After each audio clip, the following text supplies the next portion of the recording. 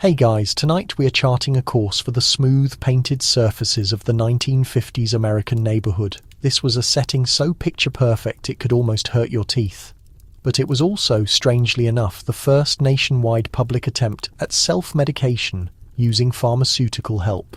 Yes, we are focusing on Miltown, the pill that transformed minor nervous twitches into casual chat at the cocktail lounge, originated the familiar expression about a mother's little helper, and unintentionally calmed an entire generation of homemakers, one small pale pill after another.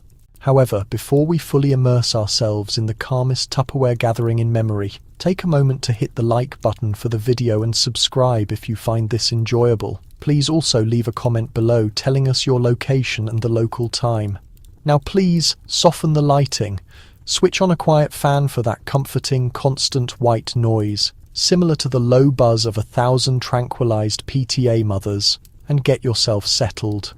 Perhaps grab a cushion, maybe put on a refreshing face treatment, and consider hiding your credit card just in case we touch on purchasing habits of the 1950s. Let's pause and consider the fundamental questions. What is the sensation of deep anxiety when you cannot possibly admit that you feel it? How did such a modest tablet spark a massive cultural shift that settled into every American family room? What was the actual experience of a homemaker expected to use a vacuum cleaner in high heels, greet the milk delivery person with a wide smile, and yet maintain composure when a baked dish unexpectedly ruins everything? Did anyone ever actually review the directions? Did anyone truly manage to stop at taking only one? And most importantly, if Miltown was everywhere, how did anyone ever reclaim their authentic self afterwards? Congratulations, you have suddenly awakened in the year 1956. Your kitchen is seafoam green. Your cooking range is quite possibly radiating a low glow. Your spouse is reading his morning paper and calling it his contribution to the household. And someone, most likely your physician, has just written you a prescription for a mild sedative because your only complaint was, "I feel somewhat keyed up." Good luck to you. The story did not start with advertisements or the Housewives. It began in a small laboratory with researchers who believed they were developing an improved muscle relaxant and by accident discovered the key ingredient for quieting the anxiety that followed the war. Enter Miltown, an unassuming small pill that was about to become the most sought-after item in every neighbour's medicine cabinet. Picture the scene. It is the early 1950s, and America is engaged in its usual performance of pretending that nothing is wrong. Suburbs are expanding quicker than the unwanted weeds in your lawn. The economy is robust, and television has recently taught everyone that their living spaces absolutely must have protective plastic covers on the furniture. Yet, under all that bright floral wallpaper and obsessive lawn maintenance, there is a deep, nervous sensation that no one knows how to articulate. The global conflict is over, but the nerves have remained. It turns out that achieving victory in World War II did not include a guarantee for inner peace. Enter the pharmaceutical industry, which, in its typical style, is searching for profitable new opportunities.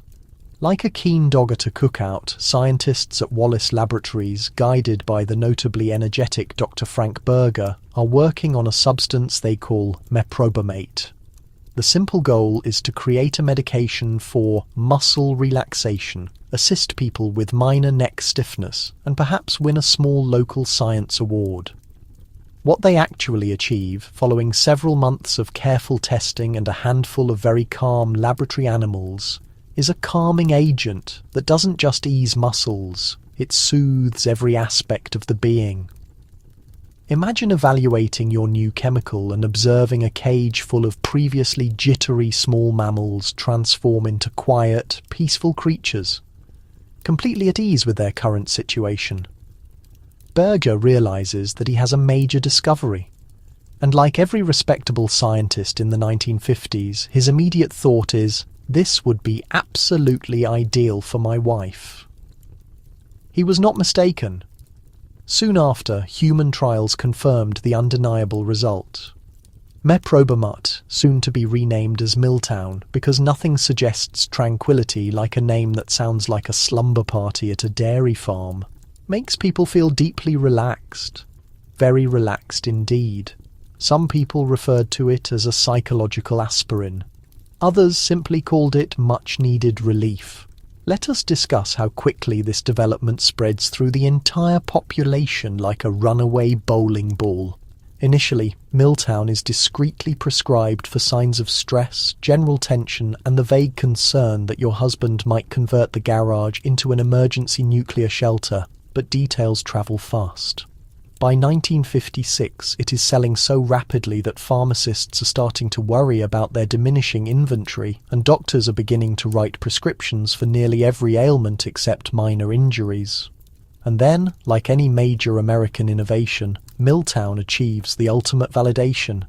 Celebrities adore it.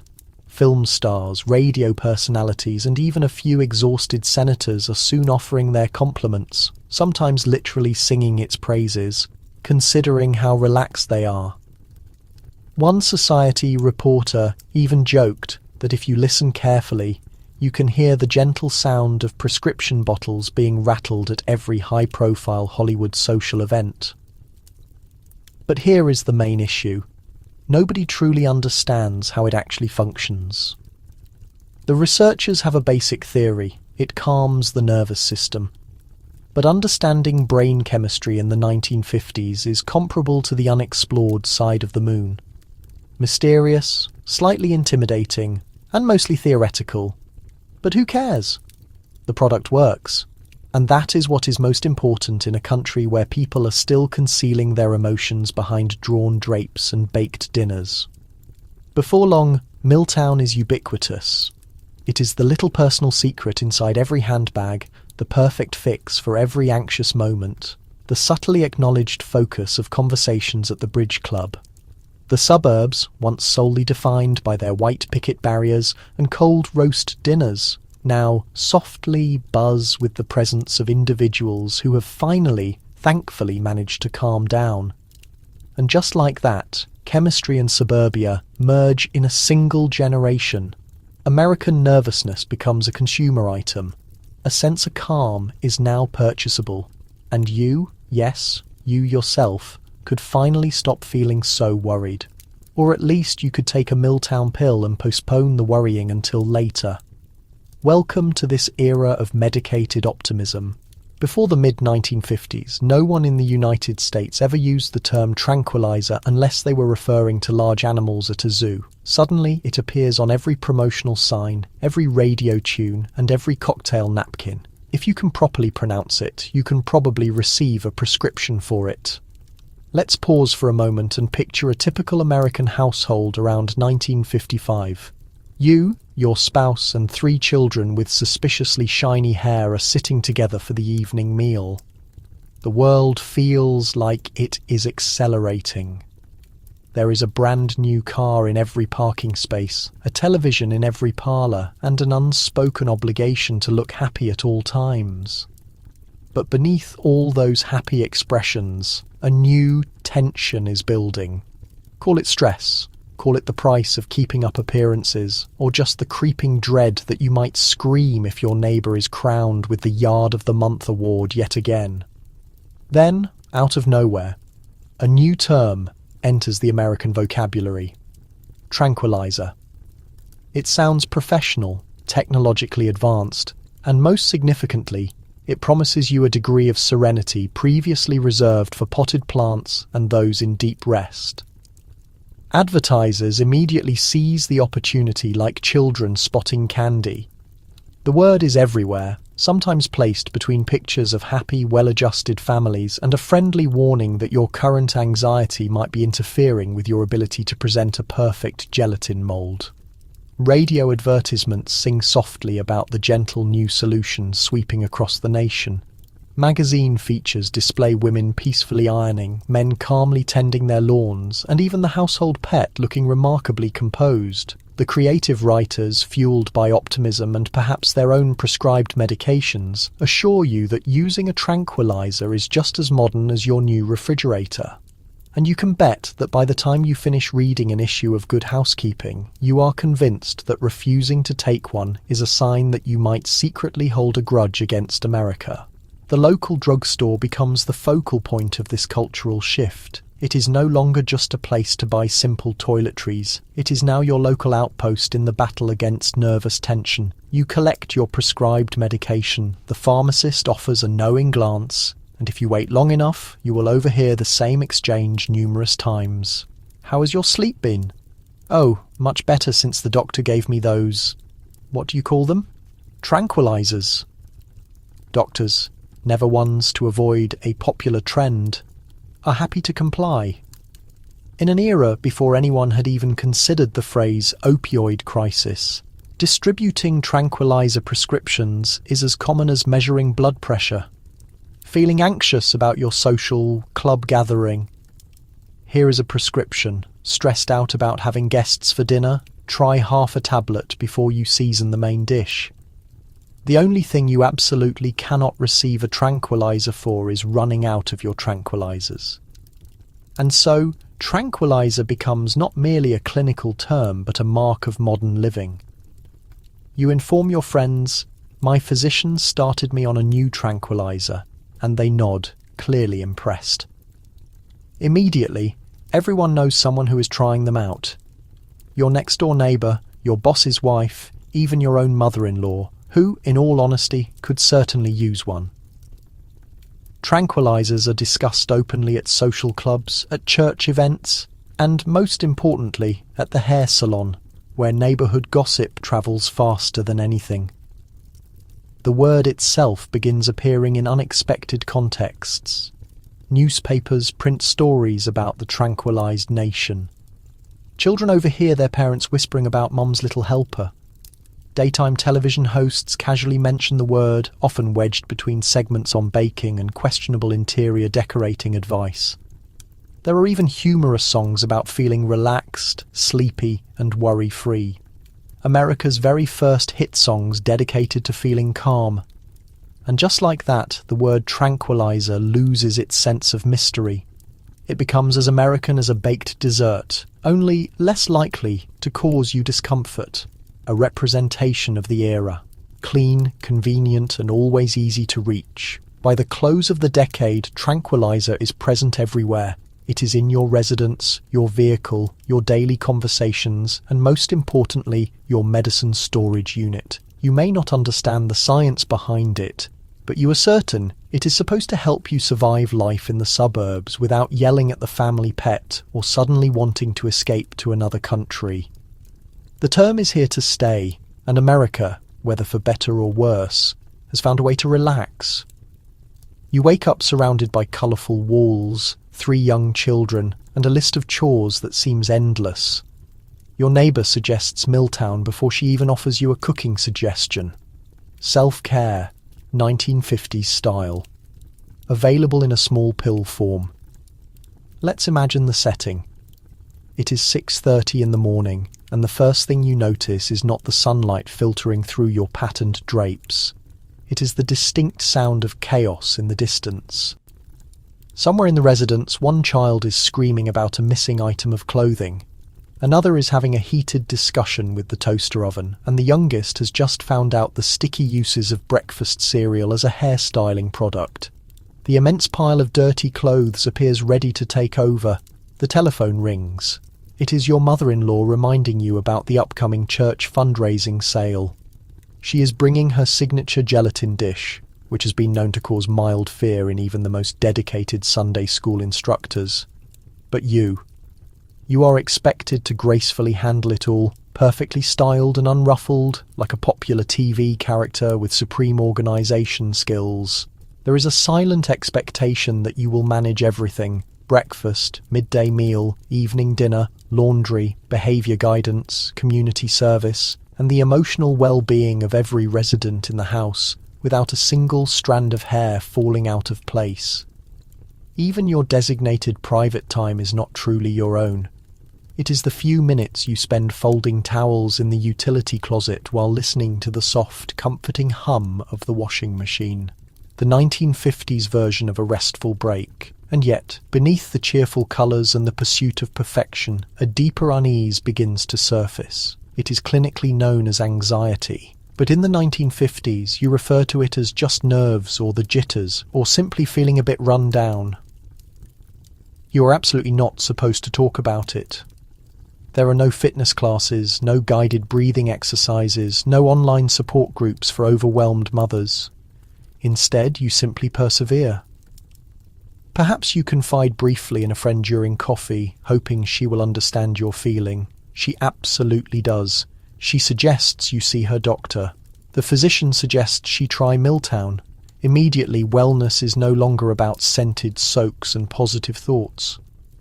It is a pale, small tablet tucked out of sight into the fold of her kitchen smock. This shift is the true revolution, happening quietly, in private, and unfolding beyond the visibility of the kitchen doorway. The first stage is not ideological, it is pharmaceutical.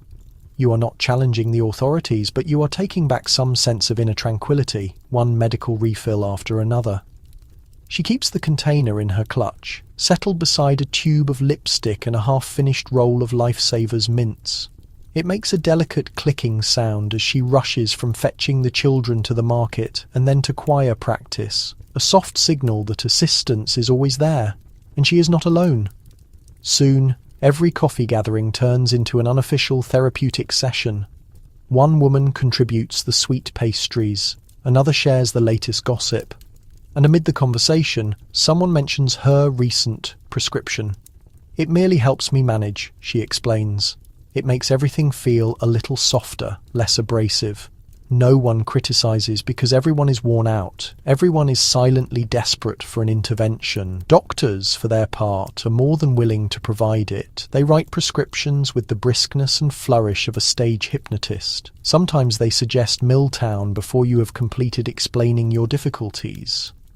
If you bring up restlessness, tension, or the strange impulse to leave everything and join a travelling show, the medical professional simply nods and hands you a dispenser. You exit the office feeling heard, understood, and for the first time in a great while, optimistic, naturally. Miltown does not fix every issue. The children continue to argue. The prepared dish still gets scorched. Your spouse still acts as if stacking the dishwasher is a commendable personal quality. But you realize you are less bothered by the disorder. You take deeper breaths.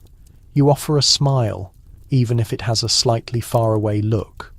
For a couple of precious hours, the harshness of the world is diminished. Ultimately, this quiet revolution is not centered on defiance or resistance. It is about simply getting by. It is about locating a period of stillness in a life that is constantly in motion.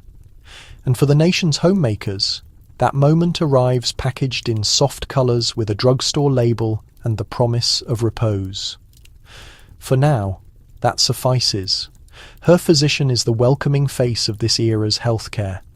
He hears you sigh once, nods, and writes out a prescription with elegance.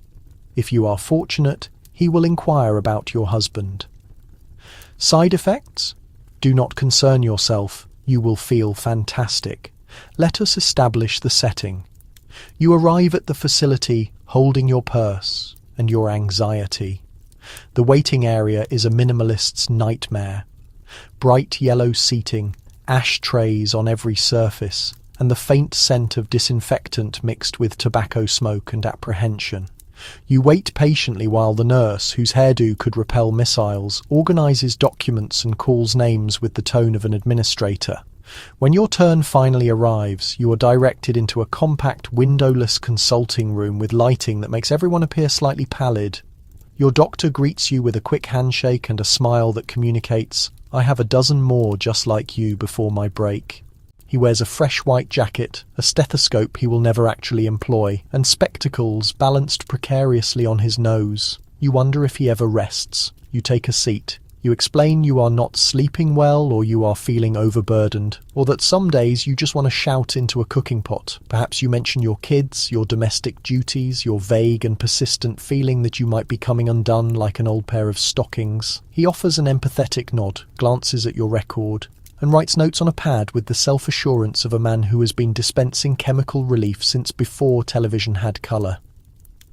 If you attempt to list your specific ailments, heart flutters, headaches, the gradual dread that your neighbour's shrubbery is flourishing faster than yours, he dismisses it with a wave. That is completely normal, Mrs. Smith. A slight case of nerves. This medication will assist. He detaches the prescription from his notepad with a flourish, the ink barely dry. If you are lucky, he will ask, "How is your husband managing?" As if your mental state might be a side effect of marital unhappiness. You leave with a prescription for Miltown and a hazy sense that you have just been diagnosed by a conjuring trick. You are informed unequivocally not to stress about adverse reactions. You will feel marvellous, he assures you. He does not elaborate further. The entire consultation takes less time than it takes to prepare your morning bread. The truth is, in this decade, doctors are trusted more than religious figures and certainly more than TV meteorologists. You do not question the medical uniform, you simply thank him and hope he does not notice you have been wearing the same footwear since last Easter. There are no follow-up calls, no mental health referrals, and definitely no deep analysis of your past. You are processed so quickly, you barely have time to recall why you came. Meanwhile, the waiting area fills with other ladies, homemakers in gloves and jewellery, all with the same weary expression and the same polite smiles. Some are seeking help for tension headaches, some for their nerves, some simply for a brief respite from home life. They all depart with little white pieces of paper and a feeling that modern medicine truly is a miracle, one that fits neatly in your purse. If you ever doubt the wisdom of this swift prescription method, your circle of friends will guarantee you it is the latest trend. My physician says it is completely harmless, they report, which in this time means no one has expired yet. Any misgivings you harbour are quickly silenced by a chorus of support and the pleasant shaking sound of medication containers tucked into handbags all over town. So you take your medicine and you accept the system. After all, your doctor instructed you not to worry, and worrying is practically unpatriotic. Besides, he will see you again in half a year, or whenever you need a refill. Welcome to healthcare, mid-century style, quick, pleasant, and slightly sedated. Miltown is not merely a remedy, it is a fashion item. Tablets shake in purses across the nation, alongside cosmetics, keys, and quiet despair. You would not step out without it, and neither would your spouse's mother. Let us look inside a typical 1957 handbag. You will find the essentials: a compact mirror, a cloth for wiping a worried brow, 3 sticks of lipstick in different pink hues, a worn shopping list, stray coins, and most importantly, a tiny glass container of Miltown. Sometimes it bears your name, sometimes it is labelled with your husband's, which works out because you both know who it is truly intended for. That cheerful shaking is the new soundtrack of American womanhood. A signal to acquaintances and strangers alike that you are current, organised, and in the case of a minor emotional breakdown, prepared to take immediate chemical action. It is more than just a tablet. It is tranquility. Why endure a parent-teacher assembly, a dentist appointment, or a surprise drop-in from the in-laws without chemical support? Everywhere you go, it is with you. Going to the salon? Take a tablet before your hair is styled, and another if the stylist begins sharing her outlandish theories. Grocery shopping? A little Miltown before confronting the bread aisle, because choosing between enriched and fortified could make anyone lose their composure. Even a trip to the playground with the kids becomes less of a trial and more of a pleasant, soft-coloured stroll. Thanks to the consistent background hum of medicated calm. Social customs change. Ladies' lunches morph into informal pill exchanges. I will trade you 2 Miltown for a Valium and a recipe for an upside-down pineapple dessert. A playful comment, but also the underlying reality. Everyone has a secret supply and everyone is observing who requests a refill first. The woman who runs out of Miltown is the woman who suddenly begins worrying excessively about everyone else's children. Even advertising catches on. Magazine spreads feature stylish models holding purses with pill containers visible as if they are the season's must-have accessory. One advertisement even declares, "Miltown for the woman who manages everything without publicly dissolving." Pharmaceutical elegance is in fashion, darling. The contemporary woman does not just maintain appearances, she keeps her internal chemistry in perfectly calculated balance. Of course, with popularity comes discretion. No one truly discusses why they require Miltown, at least not openly. At best, it is a whispered confidence during card game night, after the third cup of coffee, and before someone's child knocks over the gelatin dessert. "The doctor gave me something to help me manage," you say. Understanding nods all around. After all, managing is difficult, and the world never seems to decelerate. Except for the lucky few who have mastered the skill of moving in slow motion throughout the day. It is not only for crises. Miltown becomes the solution for everything. Feeling overwhelmed by the prospect of having the boss over for dinner? Take a pill. Laundry getting you down? Take a pill. Existential dread about the human future? Well, it will not fix that, but it will help you fold towels with less angst. And if you ever forget your bottle at home, do not stress. Someone at every gathering, church, park, bowling alley has an extra. American Housewives, once linked by baked dishes, now form an invisible network of shared pharmaceutical assistants. You could call it the original wellness movement, if wellness meant quietly sedating your anxiety so you could host another cookout. By the decade's end, Miltown is not just a fix, it is an accessory, a secret understanding, and the ultimate safeguard against losing your composure at the worst possible time. Calmness, bottled and marketed, is finally portable, and every purse in the suburbs is prepared for whatever or whoever comes next. The promotions are everywhere. Magazines, TV, the back panel of the cereal box. Are you anxious, irritable, unable to host the flawless social gathering? Miltown promises to rectify everything that bothers you except your choice of window coverings.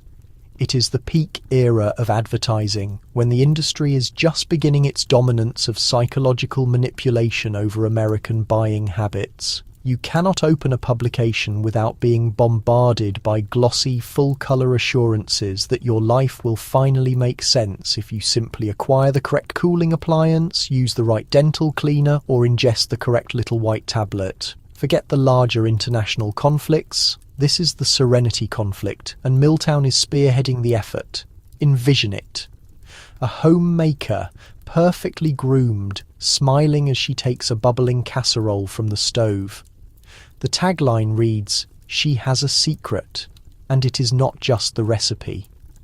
In the background, the children are doing schoolwork, her husband is reading the newspaper, and she is so tranquil you would swear the living room air is thick with calming scent and avoidance.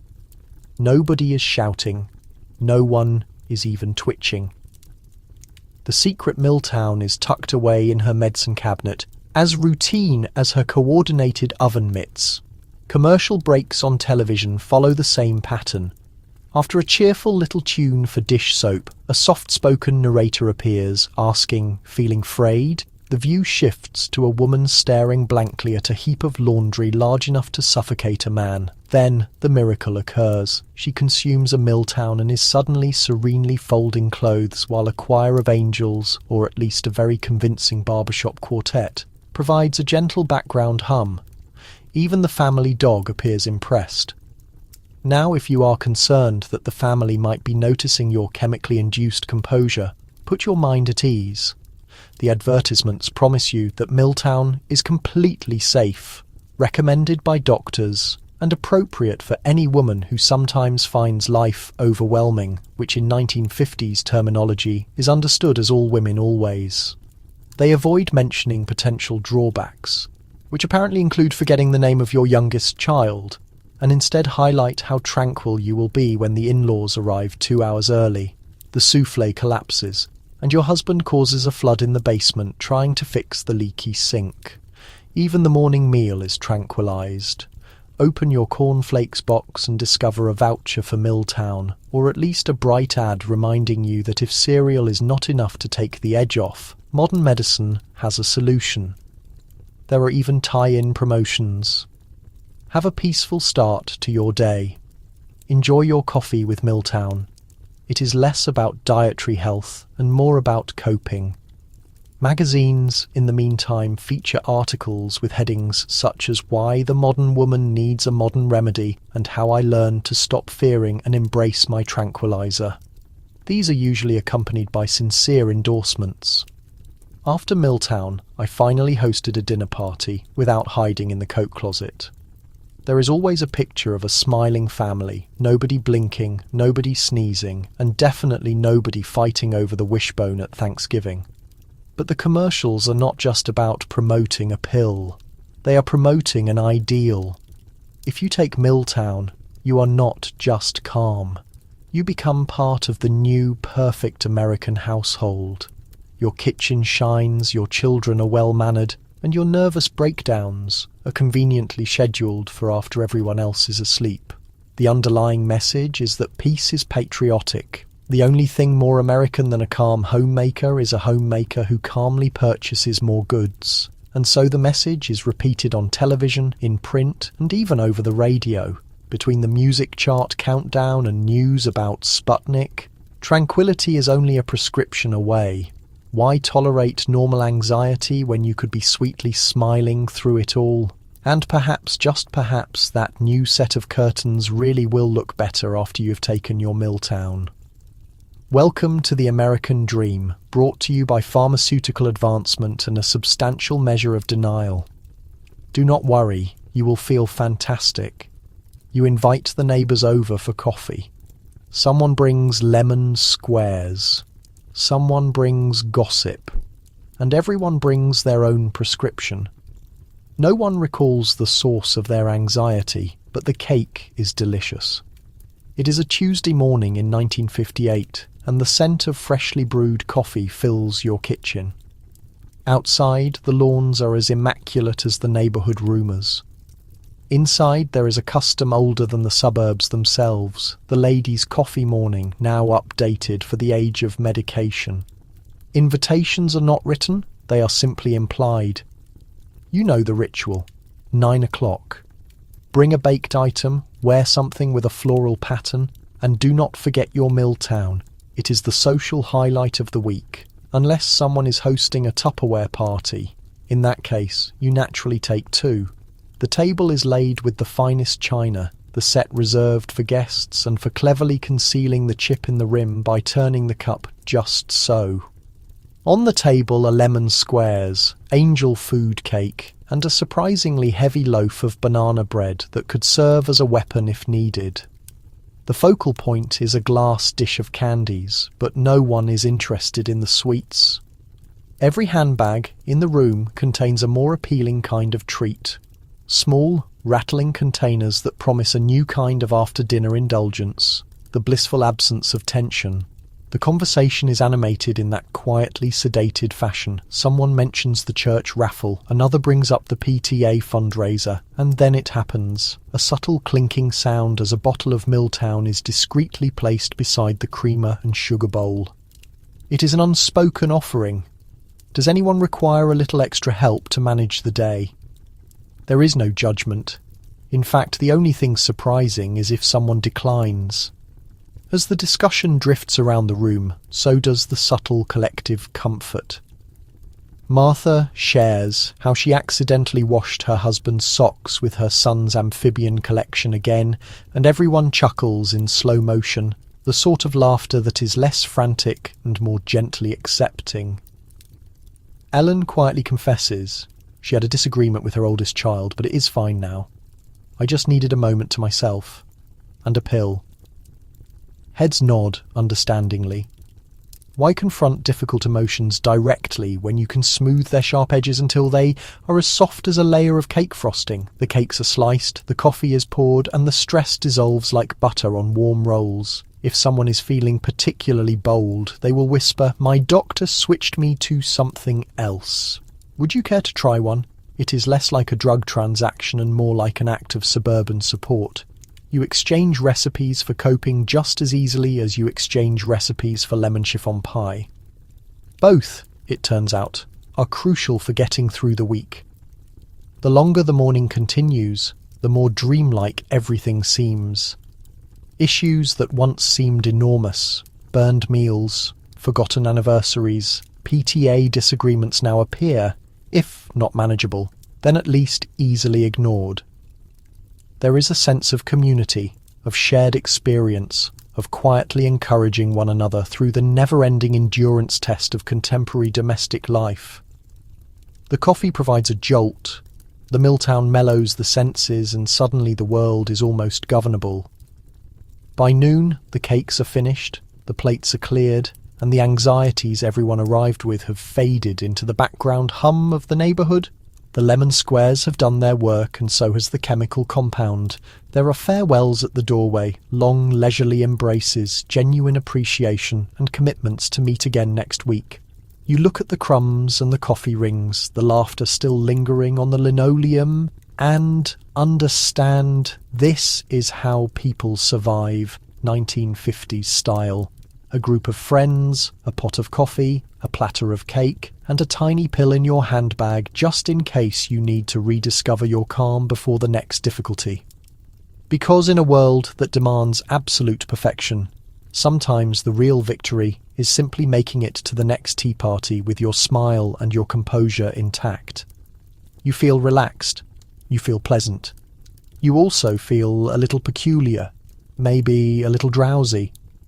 Perhaps you will forget your neighbour's name for 7 days. It is all part of the charm. Just avoid reading the warnings. The truth about Miltown is that it delivers on its promise. It evens out the difficulties of life, quiets the inner noise, and silences the constant inner voice that lists your mistakes in alphabetical order. But as you float through your days in a comfortable daze, it slowly becomes clear that there is a new oddity to this peaceful state, a touch of the bizarre that was not mentioned at the drugstore. Let us start with the fundamentals. Yes, your anxiety disappears, and so does a small portion of your ability to focus. You find yourself zoning out mid-sentence, staring intently at the pattern on the wallpaper, contemplating the cosmic mystery of why it is avocado green. At the grocery store, you stop in the bakery section and realise you have absolutely no recollection of why you came in. Is it rye? Is it whole wheat? Did you ever genuinely enjoy bread? Or is this entire situation just a simulation managed by General Mills? Sleeping is easier, of course, but sometimes it happens at the worst possible times. One moment you are overseeing a 3-child demolition derby in your meticulously clean living room. The next you are waking up to discover the toddler has used a crayon to colour in your eyebrows and named your potted plant Steve. You begin keeping a mental record of lost moments, strange dreams, and all the times you intended to do something but forgot what it was. Was it your wedding anniversary, or was it the day you were meant to rotate the tyres? No matter. According to your husband, the world becomes fuzzier, not just around the edges, but completely. You listen to your friends at coffee morning and realise you have forgotten half of their stories and possibly the names of their children. You simply nod along, hoping no one asks you a question. Sometimes you look at the dog and question whether you have taken him out today or ever. He seems content, so perhaps you both just decided to relax together. Physically, things feel different as well. Your arms and legs feel just a little heavier, as if someone replaced your bones with extremely courteous pudding. Household chores take on a dreamlike pace. You vacuum the same area rug 3 times, certain there must be a crumb lurking somewhere, then drift into the kitchen and forget why you are holding the vacuum cleaner at all. You ruin dinner because you were lost in thought, gazing at the casserole and pondering the meaning of existence, or at least the meaning of canned mushroom soup. Occasionally there is a throbbing head, a dizzy spell, or a strange metallic aftertaste that lingers. Nothing serious, just enough to make you wonder if this is actually what feeling relaxed is meant to be like. You attempt to ask your doctor, but he confidently assures you once again that you will feel wonderful. You consider reading the instructions, but the writing is tiny and you are already tired. Besides, the only warning anyone ever seems to remember is, "Do not operate heavy machinery," which sounds reasonable since the heaviest item you are allowed to operate is the washing machine, and that already feels a little risky. Still, you continue. The house is slightly messier. The day is a little more indistinct, but the world has not collapsed. In fact, you realise you are strangely comfortable with things you used to dread. The PTA meeting goes on too long. You daydream through most of it. Your husband forgets to take out the trash. You simply shrug. The neighbour calls you by the wrong name at the mailbox. You just smile and think, "Fine, I am Nancy now. Why not?" If anyone asks how you are doing, you reply calm, because that is true. You just omit the part about forgetting your own phone number or why you walked into the pantry. After all, this is the 1950s. No one wants to spoil a good thing with unnecessary information. It is the calm before the next challenge, and for the time being you are simply floating, weightless, peaceful, and mildly detached from reality. And at least until the next prescription refill, that is entirely sufficient. Your husband has questions, but not many. He appreciates that you are not crying over scorched meatloaf or throwing footwear at the television. It never occurs to him to ask why you are suddenly so composed, or why your smile seems just a touch distant. Let us consider your typical 1950s husband, a man who believes stress is what happens to his golf swing, who interprets helping out as reading the newspaper in the kitchen while you wash dishes, and who suspects therapy is something that only occurs to characters in novels, usually the kind with titles like Valley of the Dolls. He notices that recently things in the house are quieter. His socks are folded, the children are reprimanded, but not at the volume of a smoke detector. The dog is not hiding under the bed, and he can watch the game without worrying about a sudden airborne casserole.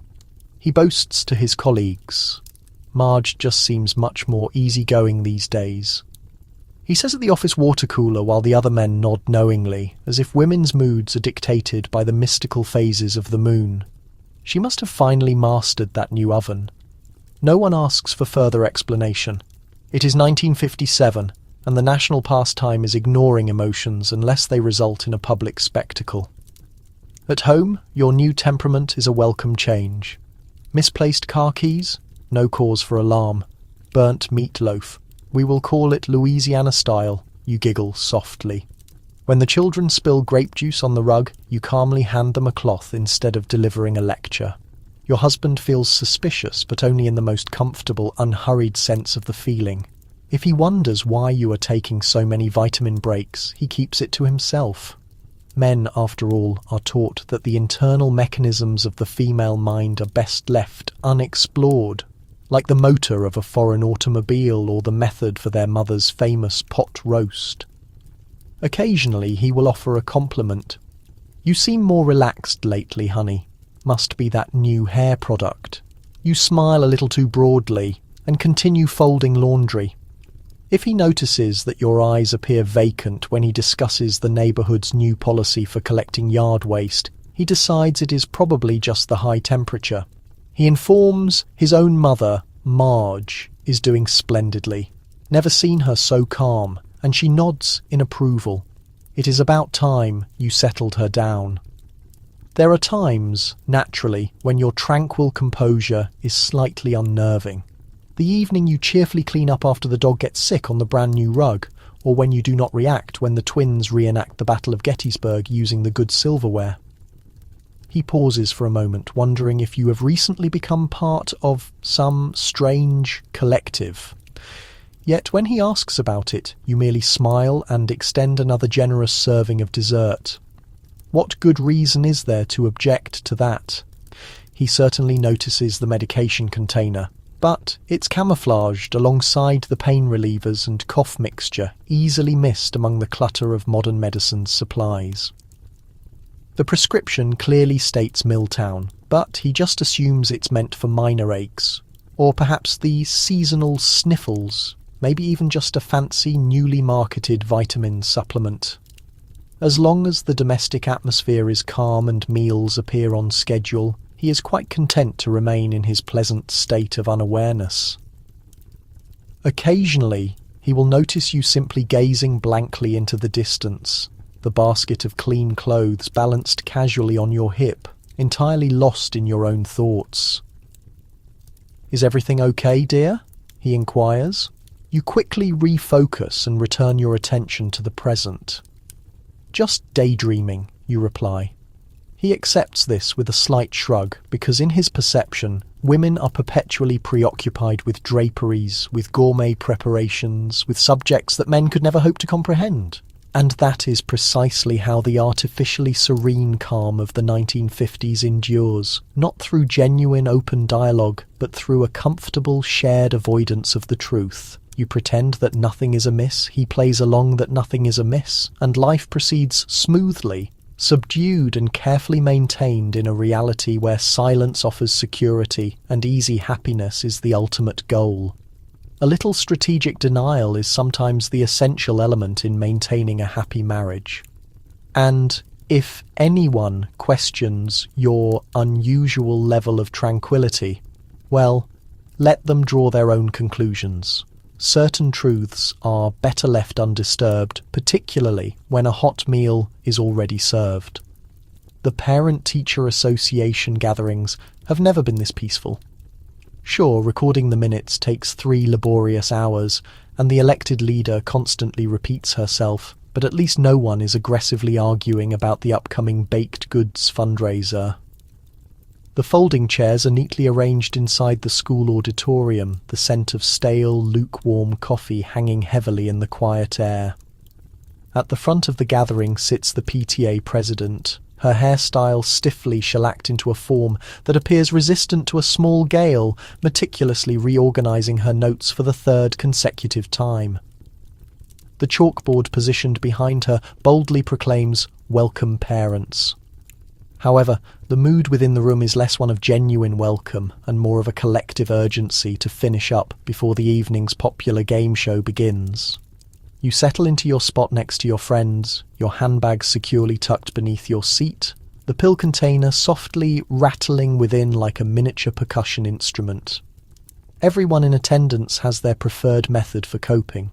Some rely on coffee, some quietly knit, and some, the seasoned members, have already taken their Miltown, hoping to easily endure the lengthy trial of committee briefings, subgroup discussions, and the unending question of who will volunteer to manage the spring fair. The session officially begins. The secretary reads aloud the minutes from the previous month, her monotonous voice barely audible above the low background drone of the janitor's polishing machine. You manage to grasp perhaps one word in every 3. A person moves to formally accept the minutes. Another person promptly seconds the motion, and then everyone immediately forgets what action was just taken. The president attempts to launch into the first item on the agenda but becomes sidetracked mid-sentence, reminiscing about the autumn baked goods sale and the unfortunate incident involving the spooky gelatin mould. That is the definitive characteristic of the newly tranquilized PTA. Nobody is angry, nobody feels rushed, and nobody has a clear understanding of what is actually happening. Discussions meander idly from potential field trips to fundraising goals, to the minor issue of whether the play area requires a replacement slide. No one is entirely sure who is officially leading the meeting or if the school even possesses a playground, but the prevailing sentiment is that everything is perfectly acceptable. Every now and then a person tentatively raises their hand to ask a question, only to forget the question entirely. The only points of universal agreement are that the provided cookies are delicious and that the coffee could use more strength. When the time comes to formally discuss the upcoming baked goods sale, a total silence descends upon the group, not out of any sense of worry but from widespread memory loss. The woman appointed as chair of the baked goods sale committee stands up, looks confusedly around the room, and then quietly sits back down, admitting that she cannot recall her prepared speaking points. Someone proposes chocolate squares, another suggests tangy lemon bars, and the entire conversation swiftly drifts into a dreamy, unfocused debate about whether anyone still recalls the proper recipe for gooey marshmallow squares.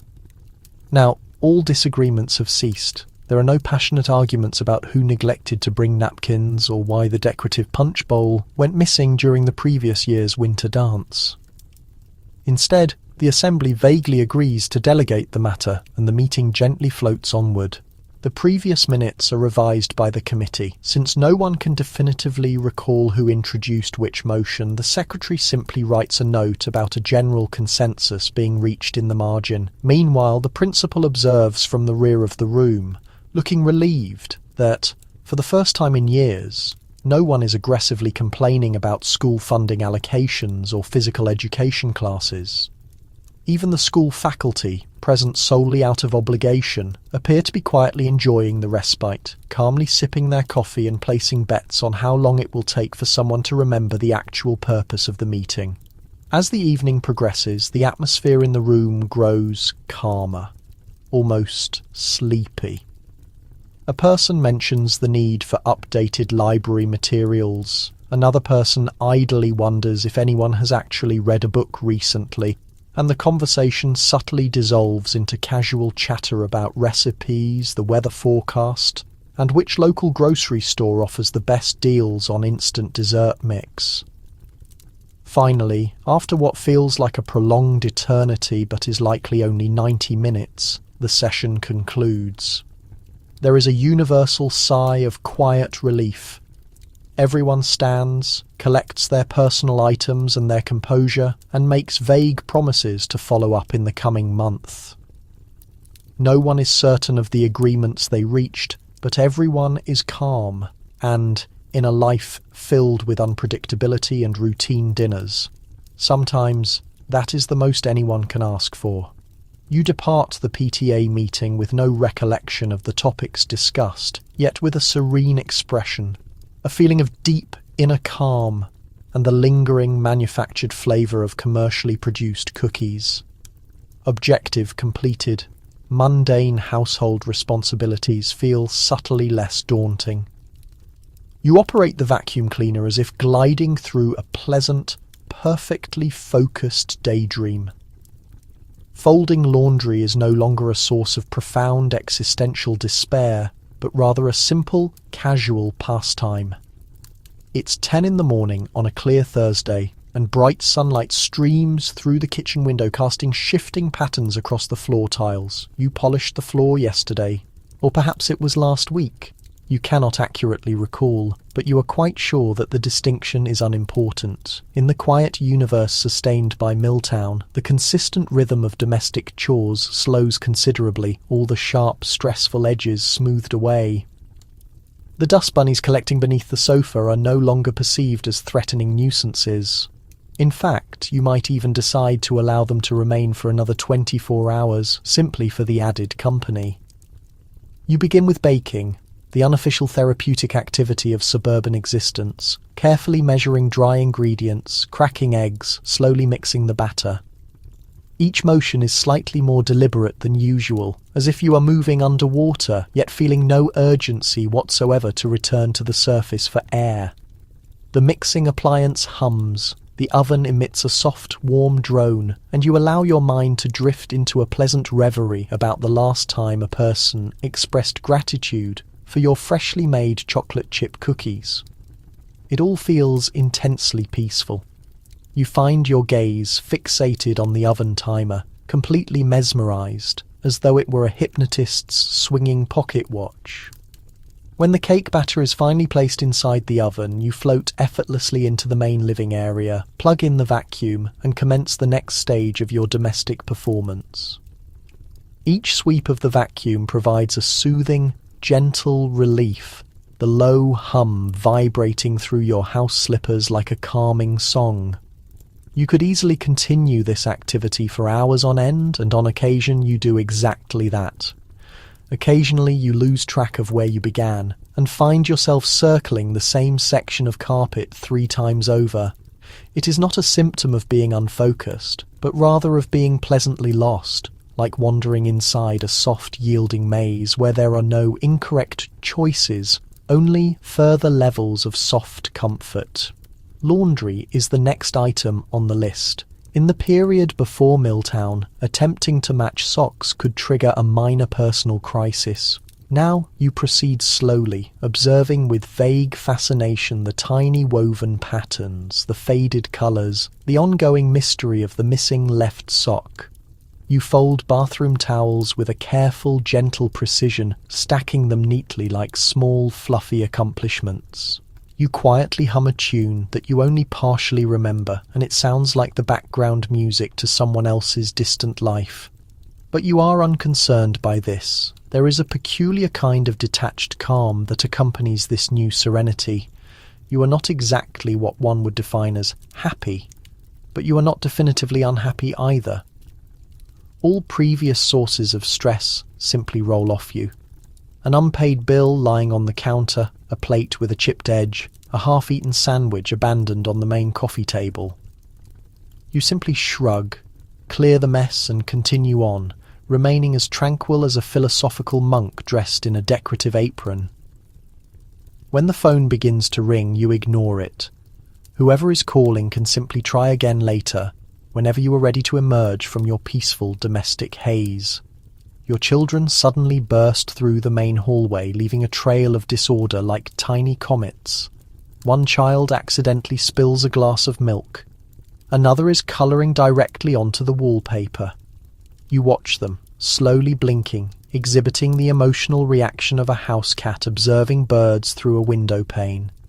There is a distant awareness that you probably should be experiencing a strong emotion, perhaps irritation or even intense anger. But the feeling is too remote to connect with, so you simply wipe up the spilled milk, grab a clean washcloth, and calmly remind yourself that small messes are only temporary. Emotional detachment, it turns out, is a remarkably effective coping mechanism. Your spouse arrives home, expecting a prepared dinner, engaging conversation, and the lively company of the woman he married. He finds you placidly stirring a large pot of hot soup, your eyes slightly glassy but contentedly fixed. He mentions some minor workplace drama or the latest neighbourhood gossip, and you nod pleasantly, completely undisturbed by the specifics. You listen politely, but you are not emotionally invested in the narrative. Your mind is freely floating, orbiting somewhere above the main ceiling fixture. Evenings conclude and the chores are finished, yet the deep detachment remains. You sit quietly with a comforting cup of tea, your hands warm, your eyes feeling heavy. There is a deep comfort in the absolute quiet, in the low, consistent hum of the refrigerator and the soft, gentle ticking of the wall clock. The external world feels softer, less abrasive, and you are utterly unperturbed. Tomorrow you will wake up and repeat the entire sequence of activities, baking, vacuuming, folding, floating, and as long as you have your small necessary pill and your tranquil detachment, the mounting chaos can simply be postponed. For now, this is a quiet peace. This is perfectly sufficient. The children are confused by the change. Mum used to scream about muddy boot prints. Now she simply smiles, stares vaguely into the middle distance, and misremembers the given names of their friends. On the positive side, there is significantly less punishment. You are absolutely certain that circumstances have changed when the household's official chaos manager-in-chief ceases to react to domestic calamities with her characteristic blend of loud shouting and impressive broom-wielding skills. A new atmosphere prevails at home, a low, calming vibration as though someone discreetly placed a white noise-generating machine beneath the living room cushions. It is as if the internal thermostat for emotions has been abruptly turned all the way down, and no one can locate the adjustment dial. The children are the very first to notice this significant shift. These are the identical children who only a few months prior could escalate their mother to a state of near emergency with a single dirt-stained sock or a strategically aimed meatball. Now the conspicuous muddy footprints left on the linoleum floor pass almost completely without penalty. There is only a soft, gentle request to please take your shoes off, delivered with all the urgency of a simple weekend crossword puzzle clue. And if you forget the request, she simply shrugs and cleans the mess herself, quietly humming what sounds like the music from a household product advertisement. Initially, the children are thrilled by this sudden change. It is an open invitation for minor naughtiness. Loud board games played well past bedtime?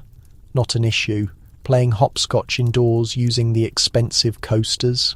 Go right ahead. The family dog is dressed up in a cowboy costume. The goldfish's name changes on a daily basis. And yet somehow no one is ever yelled at anymore. It feels simultaneously liberating and a little bit suspicious, much like a surprise day off from school when you are reasonably certain that you should be attending classes. But then, the strange occurrences begin to accumulate. Their mother cannot distinguish between friends and refers to them all affectionately as dear. She prepares lunches with the incorrect names written on the bags, signs formal permission slips for non-existent school outings, and occasionally forgets to actually enforce any punishment at all. The typical parental memory, a highly efficient trap for forgotten rules and incomplete chores, now seems more like a sieve. Complaints about unfinished homework assignments are met with a soft, gentle promise that you will do better tomorrow, sweetheart, immediately followed by an inexplicable impulse to meticulously reorganize the linen cabinet for the 5th time that particular week. The children, being practical thinkers, begin actively testing the limits. Can they secretly grab a second piece of dessert? Will their mother even notice if they quietly swap assigned seats at the dinner table? It quickly becomes evident that she will not, and she never does. The usual careful oversight has been replaced by an air of dreamy, kind-hearted disinterest. It is not that she no longer cares about them. It is that every event seems to gently float past her in slow motion, all the previous stressful elements smoothed away by a soft, tranquilizing haze. Calm, quiet. Still, not all the recent changes are easy for them to accept. Occasionally a child will gently tug on their mother's sleeve, anticipating the familiar look of annoyance or an exasperated sigh.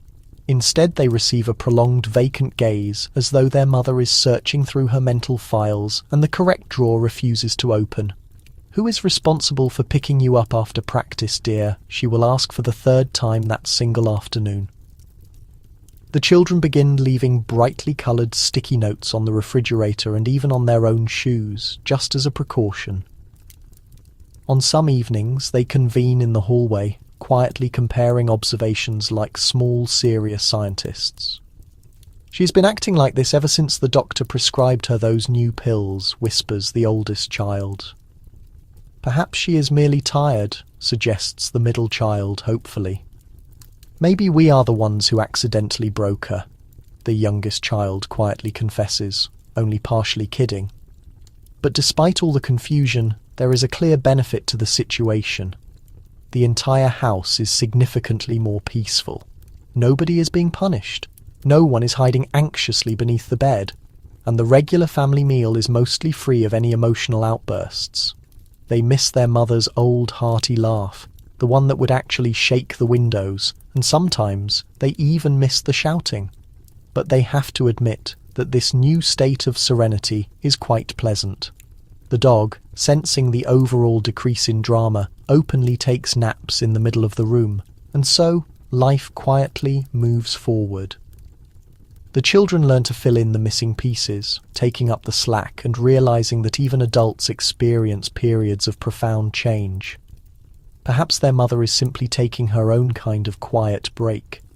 Maybe tomorrow she will accurately remember all their proper names. For the moment, everyone simply enjoys the peace and the occasional extra dessert. Every suburban residential block has a Carol. Carol has a new stylish haircut, a brand new kitchen appliance and a prescription for Miltown. The local women exchange quiet rumours about her during their bridge games, yet they are all taking the exact same medication, so it's more of a gentle communal buzz than an actual scandal. Gossip serves as the social adhesive of the suburbs, bonding together cul-de-sacs, various garden clubs, and Wednesday morning coffee meetups. It travels at a speed greater than the local delivery truck and effortlessly slips through window screens on hot summer days. Carol, with her bouncy, upbeat hairstyle and a nearly perfect memory for everyone's garbage collection schedule, is consistently at the heart of the latest neighborhood story. She is the type of person who brings homemade baked goods to every event, the type whose flowering bushes bloom first, whose automobile is always mysteriously cleaner than yours. Lately, Carol is also the subject of neighborhood conversation for reasons that are slightly more medicinal. Word spread that her physician gave her something for her nerves. Now, she appears completely unperturbed by anything. Even when her new appliance nearly destroys a platter of small appetizers at the church gathering, she simply laughs, reattaches the lid, and continues serving as if nothing happened. Someone whispers that she did not even flinch when her twin children used paint to decorate the garage door. "That is simply not normal," comments one neighbour, adjusting her pearl necklace but secretly wishing she possessed Carol's unique brand of peaceful composure. At the bridge club, the speculation quietly simmers just beneath the surface of conversation. Carol handles the playing cards with a zen-like calm, completely unmoved by missed opportunities, aggressive plays, or the high volume of small talk. "She has definitely changed," someone observes, not unkindly, while pouring a second cup of coffee. "She is so incredibly relaxed." The other women nod in agreement, momentarily glancing down at their own handbags where identical containers of Miltown lie waiting quietly, the neighborhood's most poorly kept secret. It becomes apparent that everyone is a version of Carol. It only required one person to establish tranquility as socially acceptable, and suddenly the local rumour mill is less concerned with who scorched their dinner and more focused on which pharmacy is running low on prescription refills. Conversations become guarded and coded. "You know that Carol's doctor is exceptionally understanding," Doris says casually. "He actually listens. That is all the information anyone requires." Soon, half the club has scheduled a medical appointment before the week is even finished. Outwardly, there is a brief attempt at traditional moral judgment. "It's a dangerous path," warns Mrs. Tate from 2 houses down the street. The next thing you know, everyone will be wandering around acting like automatons. But even Mrs. Tate is intently eyeing her own prescription pad.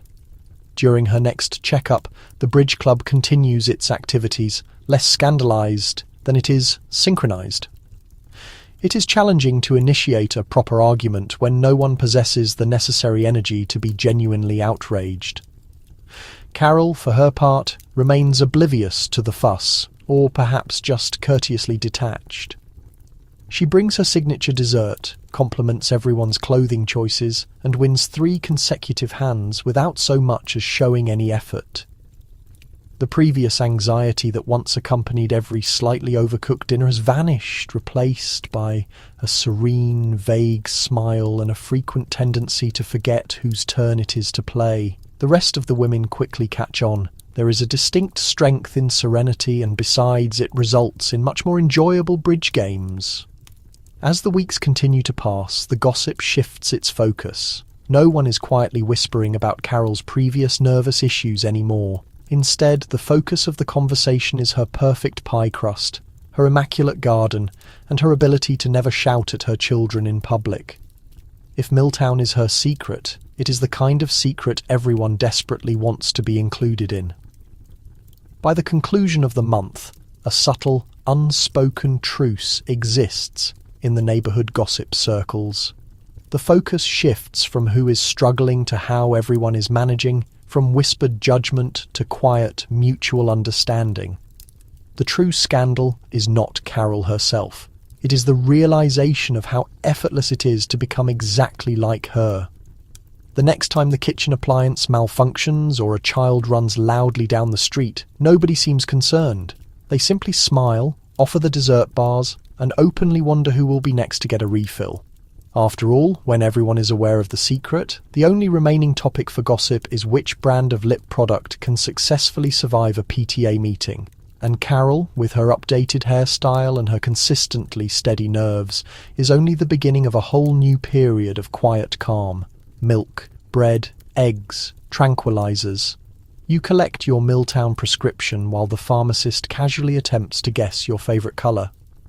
The local druggist is aware of everyone's confidential details and he keeps them to himself. It is a sunny Saturday morning and your basic grocery list is the new American epic poem. Ordinary, practical, and infused with a subtle hint of quiet desperation. You put on your shoes, grab your personal handbag, the small pill container securely tucked inside, and head out the door, the screen door softly closing behind you.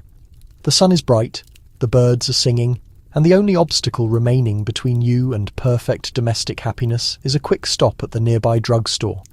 The pharmacy is situated between the local discount store and the popular bakery, its colourful awning promising the availability of everything from cold medicine to creamy caramel candies. You are greeted by the distinctive chime of the entrance bell, as well as the even more predictable sight of Mrs. Saunders from 3 houses away, already engrossed in a discussion with the pharmacist about her cat's strange skin irritation. The display shelves are fully stocked with various toothpastes, hair curlers, and large jars of inexpensive candies. But everyone inside this store knows the true reason for coming here is not the licorice sticks or the chocolate malt balls. It is the small counter window located at the rear where the pharmacist carefully guards the neighbourhood's most essential product, Miltown. These trips to the pharmacy have become the new weekly routine, woven into the texture of suburban life as naturally as attending Sunday church services and playing Tuesday bridge. You join the queue with your shopping basket, attempting not to appear overly eager as you patiently await your turn. The air faintly smells of cleaning products and scented talcum powder, subtly intensified by the sharp odour of nervous anticipation. When your turn arrives, the pharmacist greets you by name because he seems to know every person's name. He is a local institution, a minor neighbourhood celebrity with a remarkable memory for every minor ailment and food sensitivity. He is careful never to ask probing questions, but the slight raising of his eyebrow as he meticulously counts out your prescription speaks volumes without him saying a word. "A stressful week?" he asks casually, as though anxiety levels are quantified by medication dose. You simply smile in return, appreciative of the unspoken rule of confidentiality that governs your regular weekly transaction.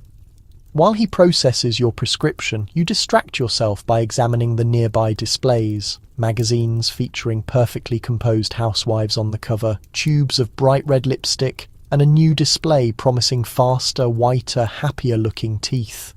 A child of another customer is loudly pleading for a plastic toy airplane, and another customer is asking about a possible sale on cough suppressant drops. But you are here for only one specific item, and so is a significant portion of the neighbourhood. There is a quiet, shared understanding in the waiting line, a mutual agreement that everyone is simply trying their best to maintain composure. The woman standing in front of you casually mentions that she is collecting her husband's prescription, but the subtle wink she directs at the pharmacist suggests otherwise. The man standing behind you nervously taps his foot, checking his wristwatch, quietly grumbling about modern women and their delicate nerves, but you have personally observed him collecting his own prescription once or twice before.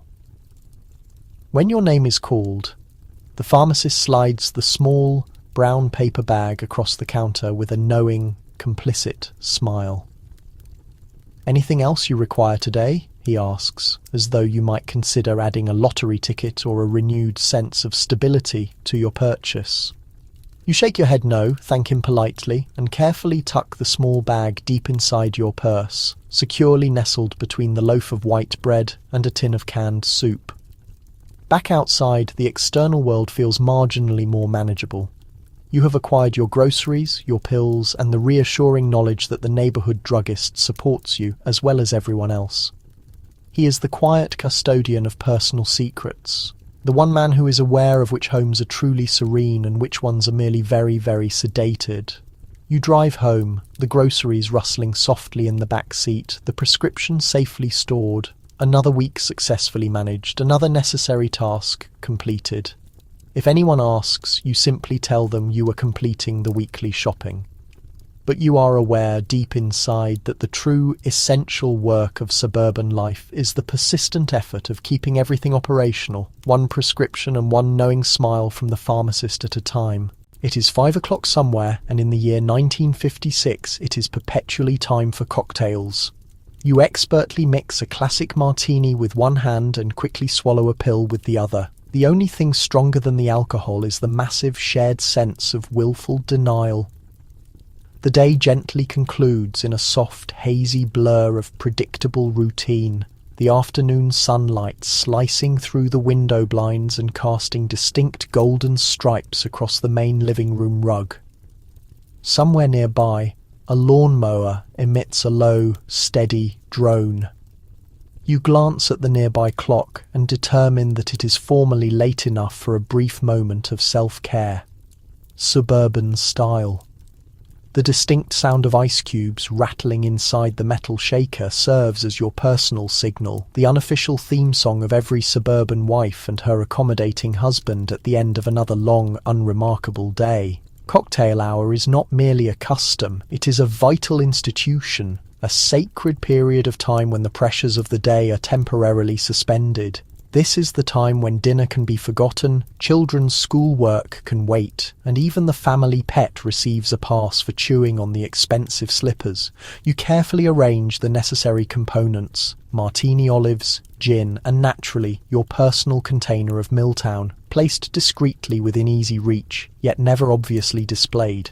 Appearance is absolutely everything. The local neighbours might drop by unexpectedly, drawn by the promise of a potent drink and even more potent rumours. Everyone arrives dressed in their finest synthetic clothing, their hair perfectly styled, their faces set in pleasant smiles that never quite reach their eyes.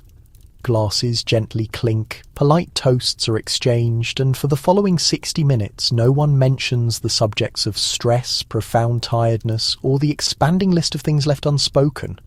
Instead, you all agree, via an unspoken mutual understanding, to concentrate solely on the pleasant sense of detachment that results from the precise combination of alcohol and chemical intervention.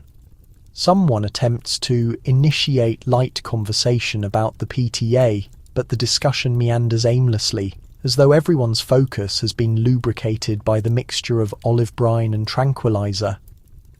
Mr. Jenkins launches into a long story about his most recent game of golf, the specifics becoming progressively less clear with every swallow. Mrs. Patterson quietly giggles, not fully understanding the story but happy to be included in the moment. In the corner, Carol is calmly swirling her drink, exhibiting her typical vague smile that could signify anything from "I am enjoying myself" to "I have not actually slept" since the previous presidential administration. You realise that this entire evening is a performance, a meticulous dance of appearing totally relaxed, of never admitting the enormous effort required to prevent the existing cracks from becoming visible. The drinks grow stronger, the personal anecdotes grow less focused. Someone admits that they mistakenly placed the Sunday roast into the clothing dryer last week, and no one reacts with surprise. Another person reveals that she completely forgot to collect her youngest child from their piano lesson. Again. You all share a laugh, because the alternative is to vividly recall how truly awful that specific moment felt when it occurred. Halfway through the gathering, you politely excuse yourself for a necessary trip to the powder room, which is actually a coded phrase for a brief moment alone behind a closed bathroom door where you can discreetly swallow a partial pill and quickly regain your composure. You check your reflection in the mirror, smooth your hair, and wonder if any other person notices how significantly easier everything feels after the assistance of your secret element. You suspect that they do, but no one will ever mention it. In the social environment of cocktail hour, everyone is aware of the secret, but no one ever breaks the unwritten code. By the time the actual dinner is served, the conversation has softened to a low, quiet drone. There is less actual talking and more contented, comfortable silence. The baked dinner might be slightly overcooked, but no one truly cares. Not when there is dessert waiting, another serving of drinks, and the soothing, gentle haze of shared sedation. After the final guest has departed and the last glass is washed and put away, you sit quietly for a few moments in the dim light. The house is completely quiet, and for once you are completely at peace with that. The long day is finished, the cocktail shaker is empty, and the world is temporarily controllable, at least until the next morning. Cocktail hour in the year 1956 is much more than simply a way to unwind. It is a combined act of collective optimism, denial, and gentle disobedience. With both martinis and Miltown, you raise a silent glass to surviving suburban life, one hazy, happy hour at a time. Nothing unifies the suburbs more effectively than a shocking rumour that the local pharmacy might completely exhaust its supply of Miltown. Suddenly, every woman is carefully counting their supply and suspiciously observing their neighbour's medicine cabinet. It begins innocently enough. Someone hears during a card game or over the back garden fence that Mrs. Green's pharmacist mentioned that their current supplies are getting low. Within a single day, the news travels faster than the latest embarrassing story about who accidentally used liquor in the church punch bowl. By the conclusion of the week, it is no longer just a rumour. It has escalated into a complete community-wide panic. Women gather in driveways and grocery store aisles, their voices lowered to urgent, panicked whispers. Did you hear the news? They say the expected delivery has been postponed. Well, I quickly contacted my cousin in the next town, and her supply is completely gone already. Every single home becomes a tiny, unofficial pharmacy. Pill containers hidden behind decorative plants, concealed under bathroom towels, and, for those who are especially prepared, sealed inside a cookie jar that no child will ever attempt to open. A subtle feeling of paranoia begins to creep in.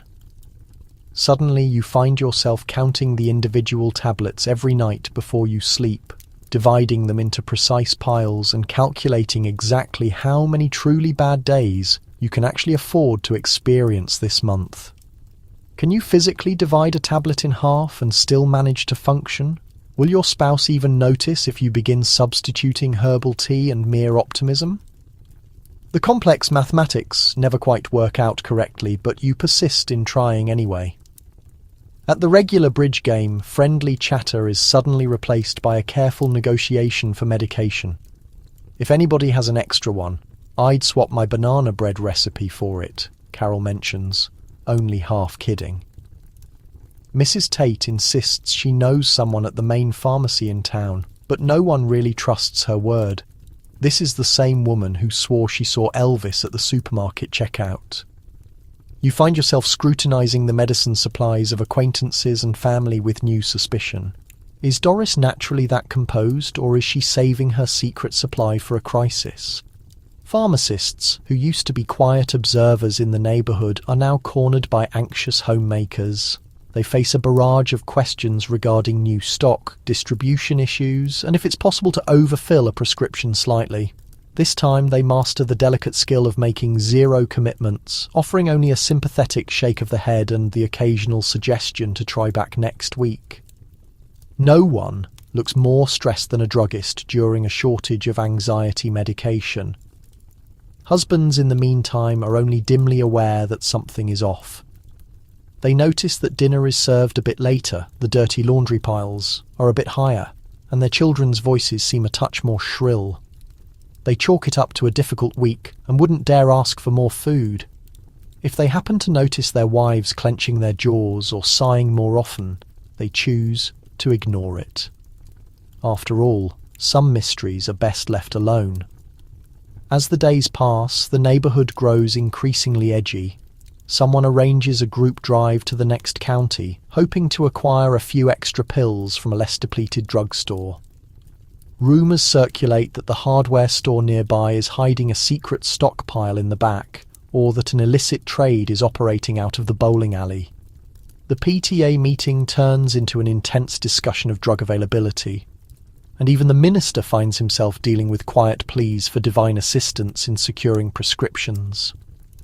Yet, as shelves become emptier and tempers fray, a strange sense of togetherness emerges. Neighbours who once competed for the best garden roses now exchange tips on herbal remedies and relaxation techniques. For the first time in memory, everyone is in the same slightly worried situation. Eventually the supply issue resolves, the next truckload arrives, pill containers are refilled, and the suburbs let out a collective, relieved breath. But the lesson stays. Calmness, it turns out, is easily lost, and nothing unites a community like the fear of running out. For a brief nervous period, everyone is reminded of what it feels like to experience strong emotions, and how far they will go to ensure they don't have to again. At least until the next refill. One morning you decide not to take your usual tablet. Suddenly, everything feels louder, sharper, and twice as demanding. It turns out that serenity is habit-forming, and stopping is harder than having to explain why you are suddenly crying in the produce section. It happens subtly, the way all the biggest suburban epiphanies do.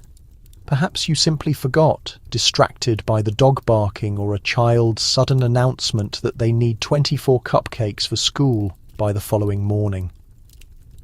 Maybe you were carefully rationing after the severe local shortage last week. Or perhaps deep down you just wonder, is this really necessary every single day? The answer, as it turns out, is a definitive and immediate yes. By 10 in the morning, the tension is obvious. The drone of the vacuum cleaner is no longer comforting background noise, but sounds more like a buzzing insect trapped inside your head. The phone rings, and you jump. Someone asks what is for lunch, and your mind responds by rapidly listing every mistake you've ever made, beginning with burning the toast and concluding with marrying someone who thinks offering help means holding the door while you carry in the groceries. Colours appear brighter, sounds more jarring. You notice every single Cheerio crushed into the rug, every sticky smudge on the refrigerator, every dramatic, "Mom, I need you," shouted from some distant part of the house. The mail carrier firmly shuts the mailbox lid, and you almost leap out of your skin. The neighbour's lawnmower, which yesterday was just the normal hum of daily life, now seems to be scraping directly against your last bit of patience. By noon your hands are trembling as you spread butter on bread, and you realise your composure, which was so dependable and calm just a day before, is as flimsy as the cold cuts. The children sense your vulnerability like tiny predators, and soon there is a rush of spilled juice, deliberately dropped toys, and ill-timed requests to borrow the car for just a quick trip around the neighbourhood. "Mum, please." Your usual constant smile has vanished. In public, things are no better. The supermarket's overhead lights flicker, and every announcement over the speaker system sounds like it is being broadcast from inside your skull. The checkout lines are too long, the shopping carts are too squeaky, and suddenly, in the vegetable aisle, surrounded by harmless bananas, you find yourself fighting back tears and clutching a bag of potatoes like it is a life raft. You attempt to calm yourself using traditional methods: deep breathing, counting to 10, a drink of water. But all the techniques you recall from your youth, when stress was only a topic for adults, fail to work. Your body remembers being calm, but it is just out of reach, as if the world has suddenly developed sharper edges.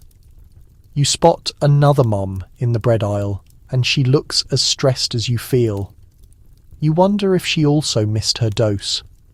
Back home, you search for understanding. Was it always like this before? Were the children always this loud? Was preparing dinner always this complicated? It dawns on you. The pill didn't just calm your nerves, it shielded you from the endless background noise of everyday existence. You aren't just missing a tranquilizer.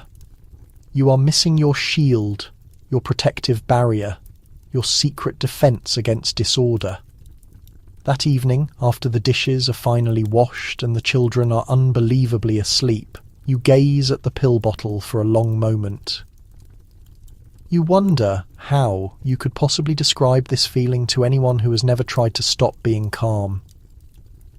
Maybe you'll skip another day, maybe not, for now.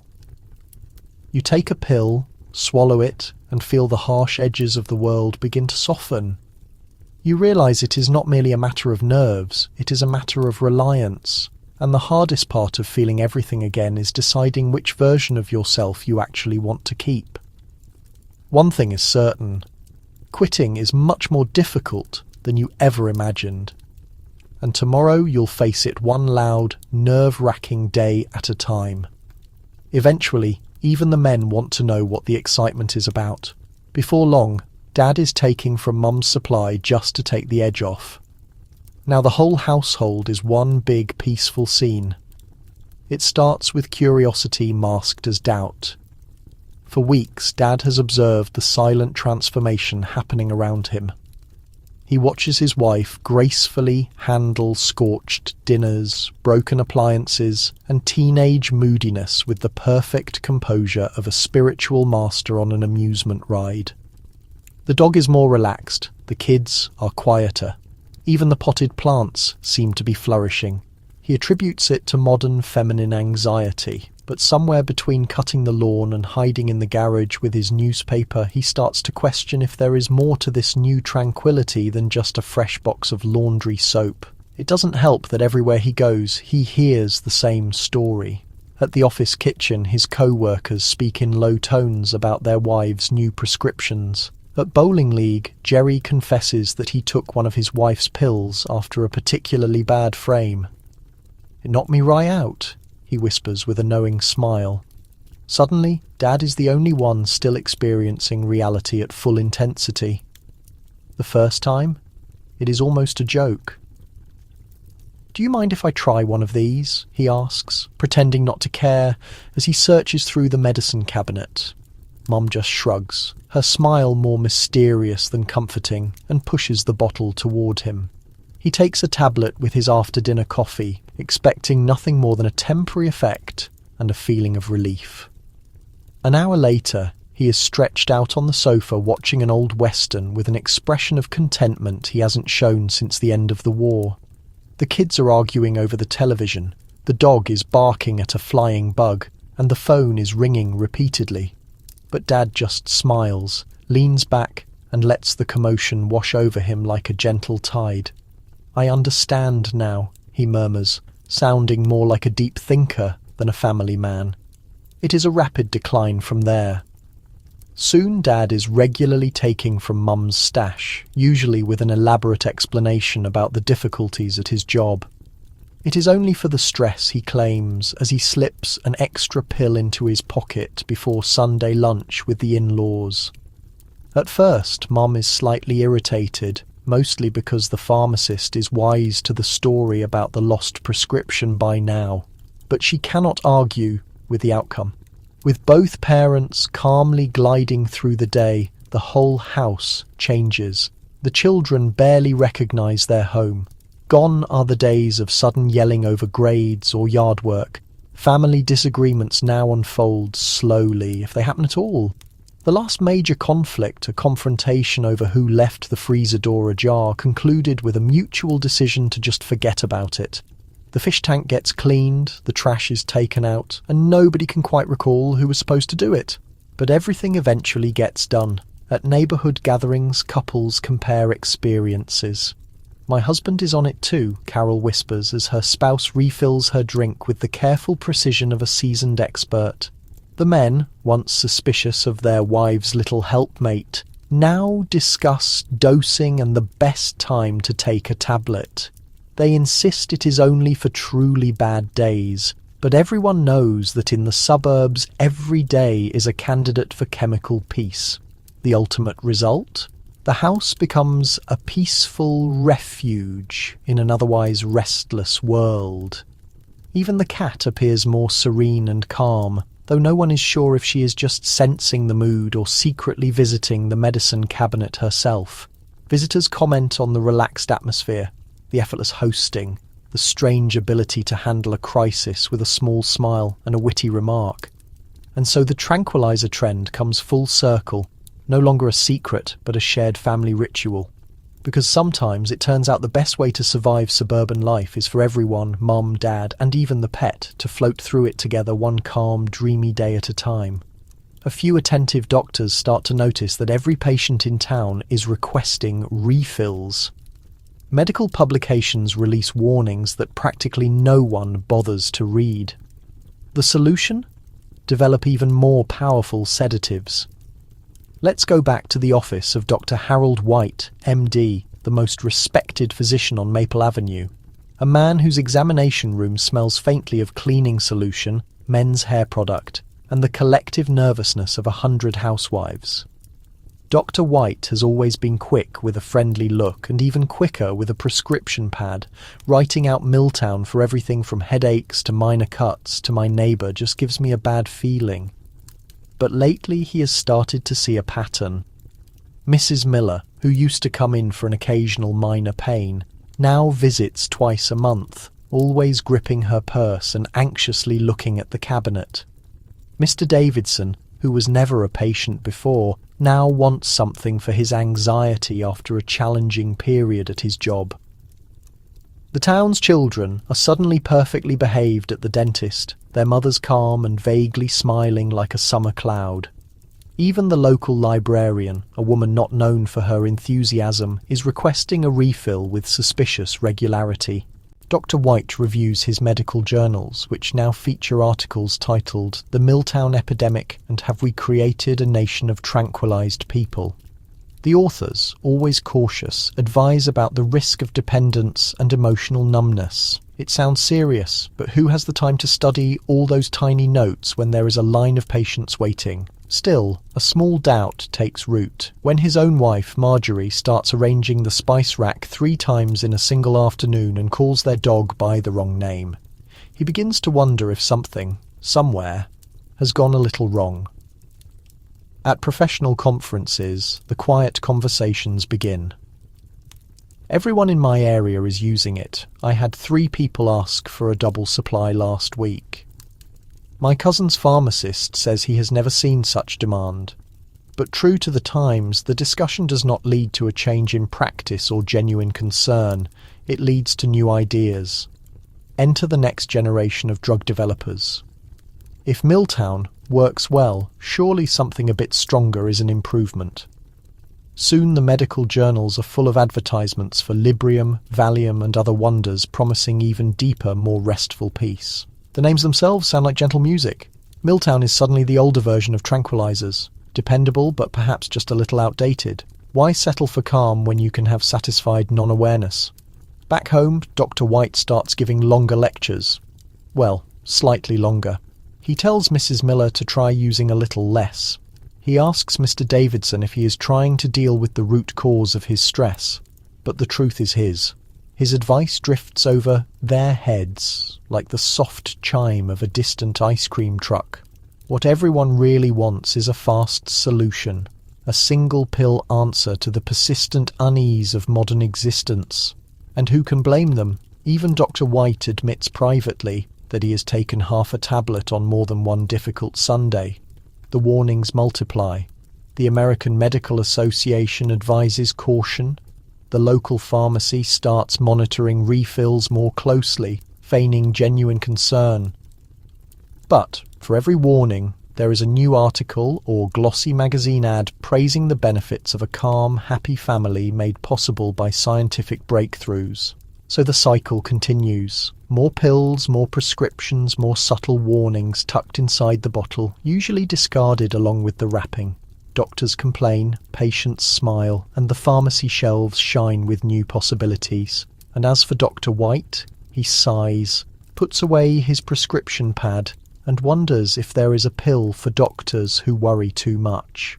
But in the end, as long as everyone is calm and no one is reading the fine details, the world continues to turn, slightly slower, slightly gentler, and just a little more sedated than before. It is not just the suburbs. Hollywood celebrities start mentioning Miltown casually at parties. Photographers capture images of pill bottles in expensive handbags. It is official. America has a new favourite item. It begins subtly, as most celebrity fads do. A famous actress known for her bright eyes and constant energy mentions in an interview that she finally found something that helps with her anxiety. Suddenly, Miltown is no longer just the secret weapon of suburban housewives. It is the necessary item in the sparkling, high-strung world of Hollywood. Imagine it, a party by a swimming pool in Beverly Hills, the air heavy with expensive perfume, laughter, and the sound of ice cubes shaking in costly glasses. Someone is discussing their latest film. Someone else is talking dramatically about the emptiness of celebrity life. But the true conversation is happening in private corners and restrooms. "Oh, darling, you absolutely have to try it," a young starlet breathes, discreetly pushing a bottle across the marble counter. "I haven't been this relaxed since I discovered my manager was stealing my shoes." Soon, gossip writers catch on. Columnists drop hints in their widely read columns about the new medication that is spreading through the film studios like a gentle breeze.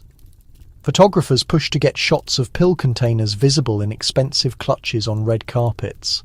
The public, already fascinated by celebrity secrets, suddenly craves this new, fashionable way to cope with stress. Magazine features show the current popular young women, perfect hair, perfect teeth, perfect composure, being driven in limousines with a mysterious bottle in hand. One starlet is quoted as saying, "Why bother with a cocktail when you can just take Miltown?" The quote is repeated so often you might think she came up with the drug. Nightclub singers smile as they refer to it between songs. Even famous leading men, too masculine for talk of nerves, start suggesting that their smooth performances owe as much to modern medicine as to charm. As the trend grows, the separation between Hollywood and the rest of America shrinks. Housewives read about their favourite movie stars taking Miltown and feel a little less ashamed about their own prescription. "If it is good enough for Marilyn, it is good enough for me," someone jokes at Bridge Club, and the room nods in calm agreement.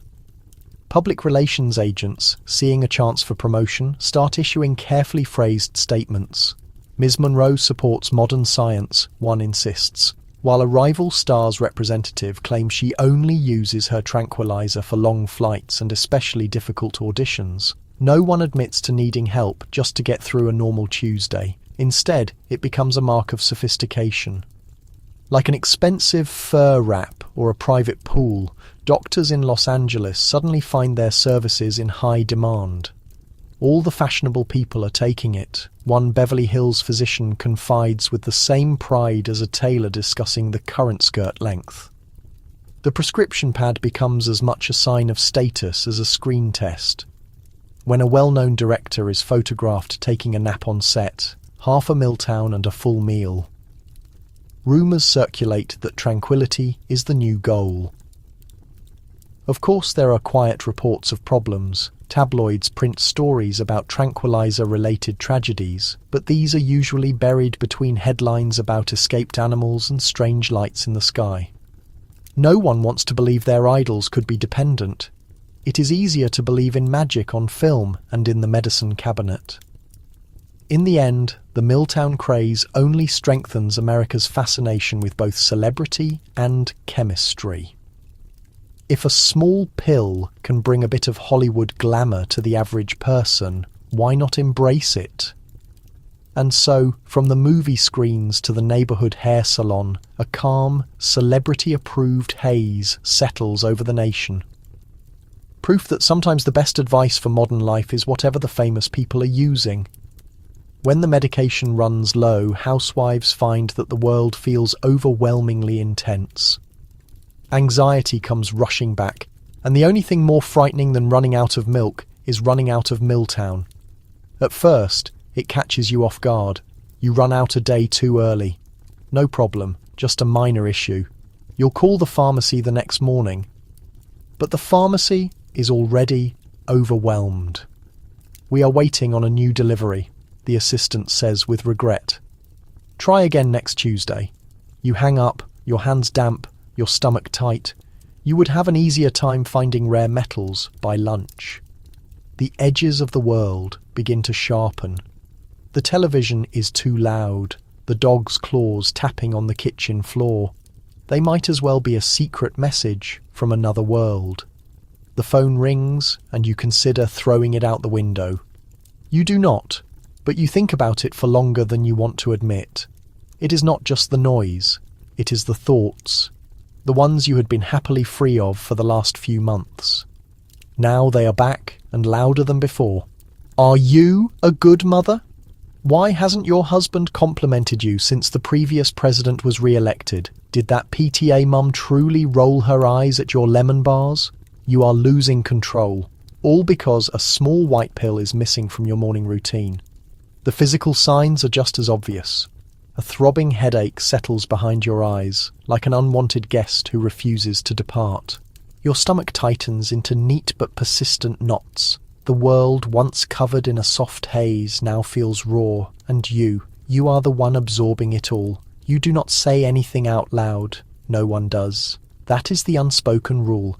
You silently tell yourself it is only stress, only hormones, just a difficult time. Meanwhile, you are gripping the steering wheel tightly on the way to the supermarket, where you forget half your shopping list and cry next to the canned vegetables. You attempt the old methods that worked before. Breathing exercises, counting backward from 100, a bath with lavender scent that mostly results in wrinkled fingers and a vague sense of annoyance. Nothing compares. You begin to suspect that the person you were before Miltown was not you at all, just a fragile, exhausted woman, one screaming child away from moving into the attic with a bottle of cooking wine. And you are not alone. Other housewives are starting to show the signs too. Conversations become jagged. The bridge club is tense. Doris almost cries when someone else wins 2 games in a row. Carol snaps at her husband in public and immediately blames it on low blood sugar.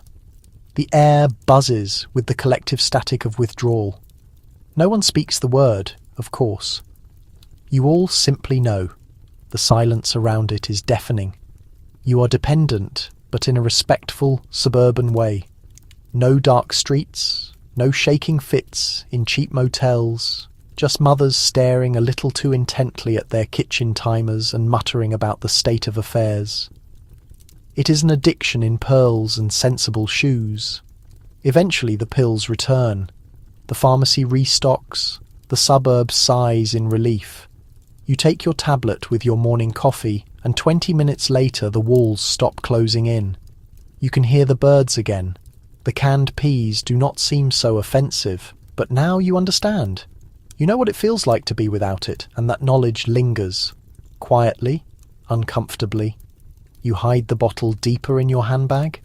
You keep an emergency supply in the linen closet. You never again let your stock fall below a 3-day amount. You do not discuss it. No one does. But every woman you know has experienced it too. That quiet withdrawal, the unbearable intensity of being, the way the world suddenly feels too loud without a pharmaceutical screen.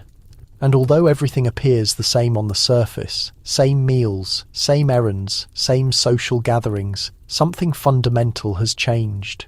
You are not sure what frightens you more, running out again or realizing how badly you need to ensure you never do. On the outside, everything looks flawless. Perfectly maintained lawns, well-behaved children, homemade desserts.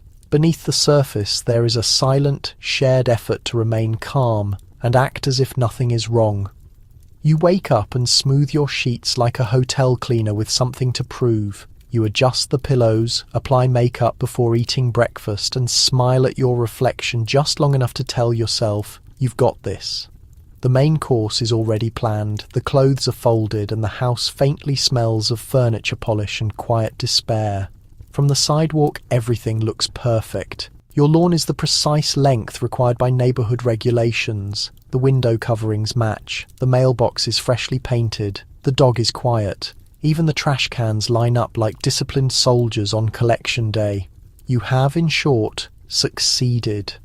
At least that is the image you are presenting, and everyone else is presenting it too.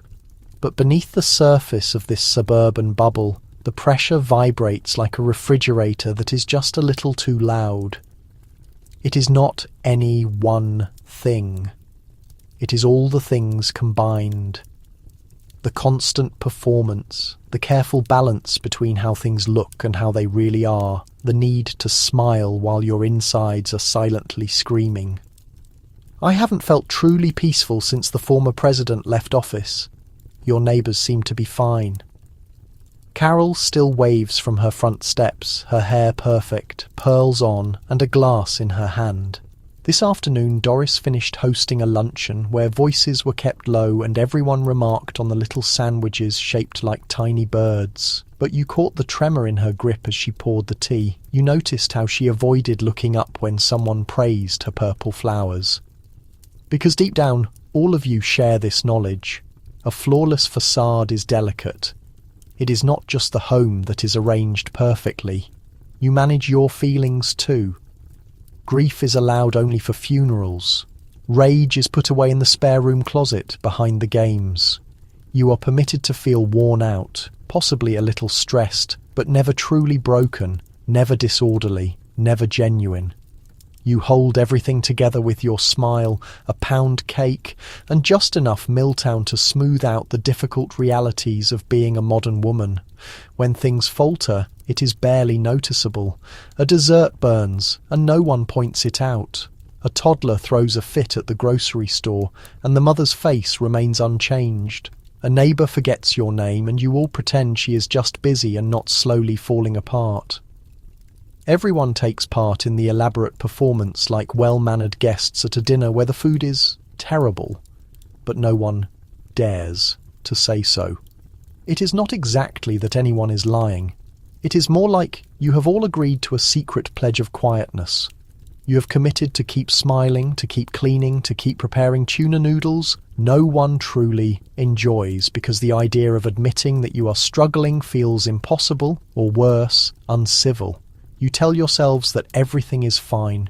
You are fortunate. You have a house, a family, a refrigerator filled with gelatin molds, and at least 3 gelatin-based salads on rotation. What else could you possibly ask for? But the question waits, silent and dangerous. Is this really what feeling fine means? And so the struggle continues, wonderfully concealed in checked aprons and pale plastic containers. A graceful dance of suppressed feeling and social duty where every spin is funded by a mild sedative and a forced chuckle. You keep showing up, keep entertaining, keep complimenting the yard next door like it matters, because this is what is expected. And expectations in this neighbourhood are everything. Behind every white fence is a woman holding her breath. Behind every baked crust, a quiet sorrow. But you never let it show, because here, maintaining appearances is not just a habit, it is how you survive. And with the right dress, the right expression, and just enough chemical help, you might even fool yourself into believing it works. By the late 1960s, Miltown begins to lose favour as newer medicines arrive. The homemakers move on and the doctors forget. But the memory of chemical tranquility remains, stashed in the back of every medicine cabinet. It does not happen overnight. No alarms, no news stories, no public service messages alerted the population that the period of pharmaceutical peace was ending. One day Miltown was the life of every social gathering. The next, it was the substance no one talked about, still in the community, still forgotten in a drawer, but quietly exchanged for something newer, stronger, and less common. The medical journals which once hardly batted an eye at the idea of a tranquilizer as a lifestyle aid start using terms like overprescribed and dependence. Suddenly doctors become hesitant. Have you thought about taking less? They ask, while sliding over a pamphlet for something with a more impressive ending, a Zepam, a lamb, or some other modern sound that promises a deeper calm. With fewer objections, Librium enters like Miltown's more stylish, cooler relative. Then comes Valium, smoother, more refined, advertised with more professional sophistication. Miltown, once the suburban cure-all, is now a souvenir of a more simple chemical relationship. The pharmacy shelves still carry it for a time, but it is quietly pushed to the back like tinned meat after a brief obsession with fondue.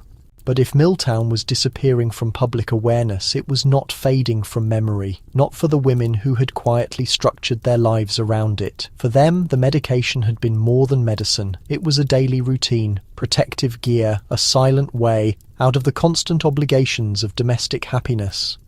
To move on from it was not just about changing brands, it was about saying goodbye to a whole way of coping. Some women made the transition easily.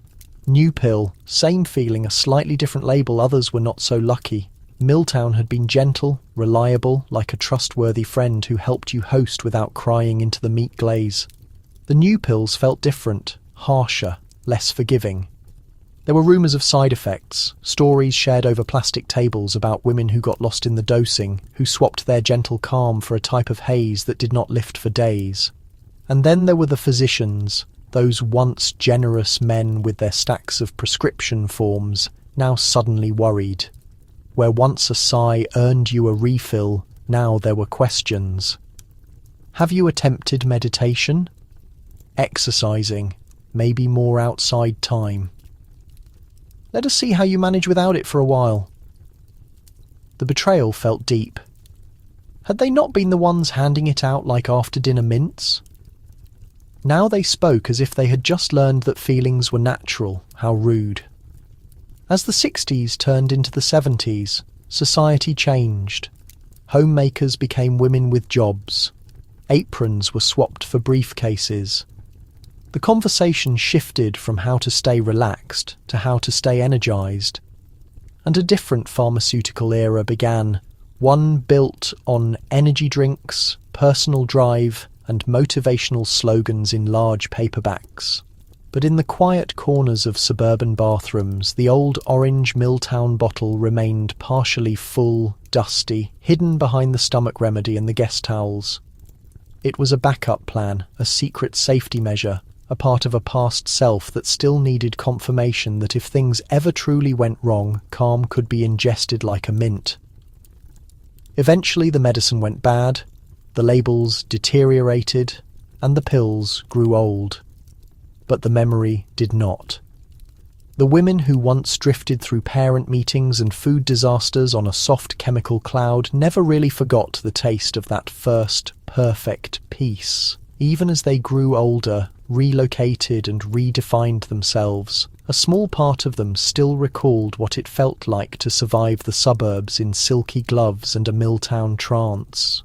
The romance had ended, yes, but not without leaving an impression, because for a generation of women holding together homes, families, and their own delicate sense of balance, it was not just a pill, it was a way to manage, a secret, and for a little while a daily reality. Years later, you wonder if it was truly worth it. Did Miltown actually improve life? Or just make it quieter? Did it help? Or did it simply make everything a little softer around the edges? You are older now. The children are adults. The house has new owners. The baking dishes have been passed down or given away depending on your level of generosity. You have traded your apron for a sweater, your carpool routine for word puzzles, and your Miltown. Well, for something else. Maybe nothing at all. Maybe just recollections and decaf. And yet in the peaceful hours, those hushed moments between finishing the housework and turning off the living room light, you sometimes ask yourself, what was that time all about? Life moved fast in cycles. Tidy the house, host the meal, smile through it, repeat. Miltown slowed it down, gave everything a subtle focus. You remember folding linen with a kind of peaceful distance, like you were floating slightly outside yourself. You remember smiling through disagreements, agreeing through parent meetings, and getting through holidays with your in-laws without throwing the sauce boat. But did it help? Or did it simply silence the alarm? You think about the things you left unsaid, the feelings you tucked away in the forgotten corner of your mind because you were too mellow to be angry, the moments you let go, the frustration that should have been spoken, the sadness that could have been shared, the fury that might have sparked something true. Change, understanding, even confrontation. Instead, there was peace. Always peace. Of course, it was not entirely bad. Miltown helped you get through a life that sometimes felt like a continuous act of pretending. Pretend you are happy. Pretend you are not tired. Pretend your only desire was a perfectly clean kitchen and a husband who noticed your new hairstyle. Miltown made that pretending easier, and for a while, easier was enough. You think about your friends, the ones who took it alongside you. Some have forgotten the name, others recall the dose exactly. A few still have the little half-full bottle in their cabinet, empty but kept like a treasure, a memento from a strange trip no one fully admits to taking. When you gather now, you discuss grandchildren, retirement plans, joint pain. But sometimes, after the second glass of wine, someone will ask it. Do you remember Miltown? And you all nod like veterans of a very quiet conflict. You wonder what might have happened if no one had offered you that first tablet. Would you have screamed, left, started painting again? Would you have told your husband you were not okay? Or told your physician that his consultations were about as helpful as a pointless conversation? Or maybe you would have simply gotten through it just like you did, only louder. It is hard to decide whether it was worth it. Miltown did not solve your problems, it softened them. It took the harshness out of your life and left you gazing out the window a little longer than necessary. You did not find enlightenment, you found silence. But perhaps silence was enough. Because despite all its problems, Miltown gave you space to breathe in a life that rarely allowed for deep breaths. It gave you a way to drift above the turmoil, if only for a time, and pretend for a while that everything was under control. And now, decades later, you can finally admit it out loud, even if just to yourself. It was not perfect, but it helped you manage. And sometimes surviving is more than enough. So was it worth it?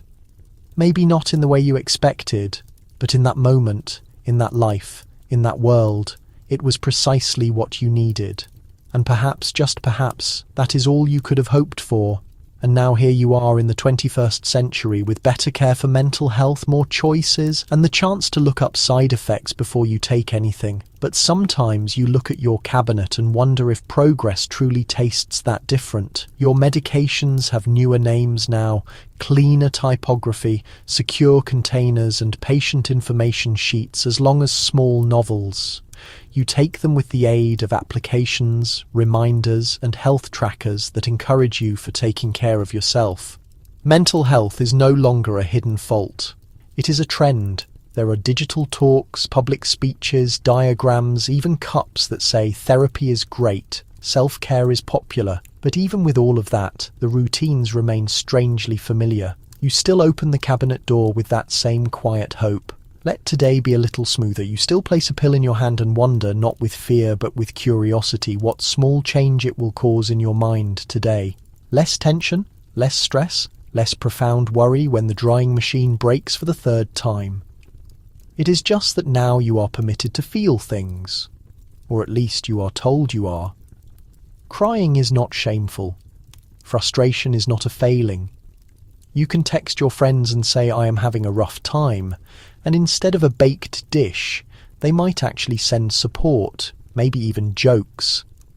Emotional struggles have their own style now. Flowers in hair, soft illumination, a well-filtered picture captioned healing process.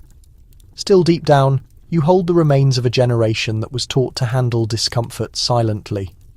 You learned early that peace was valuable, and displaying difficulty was rude.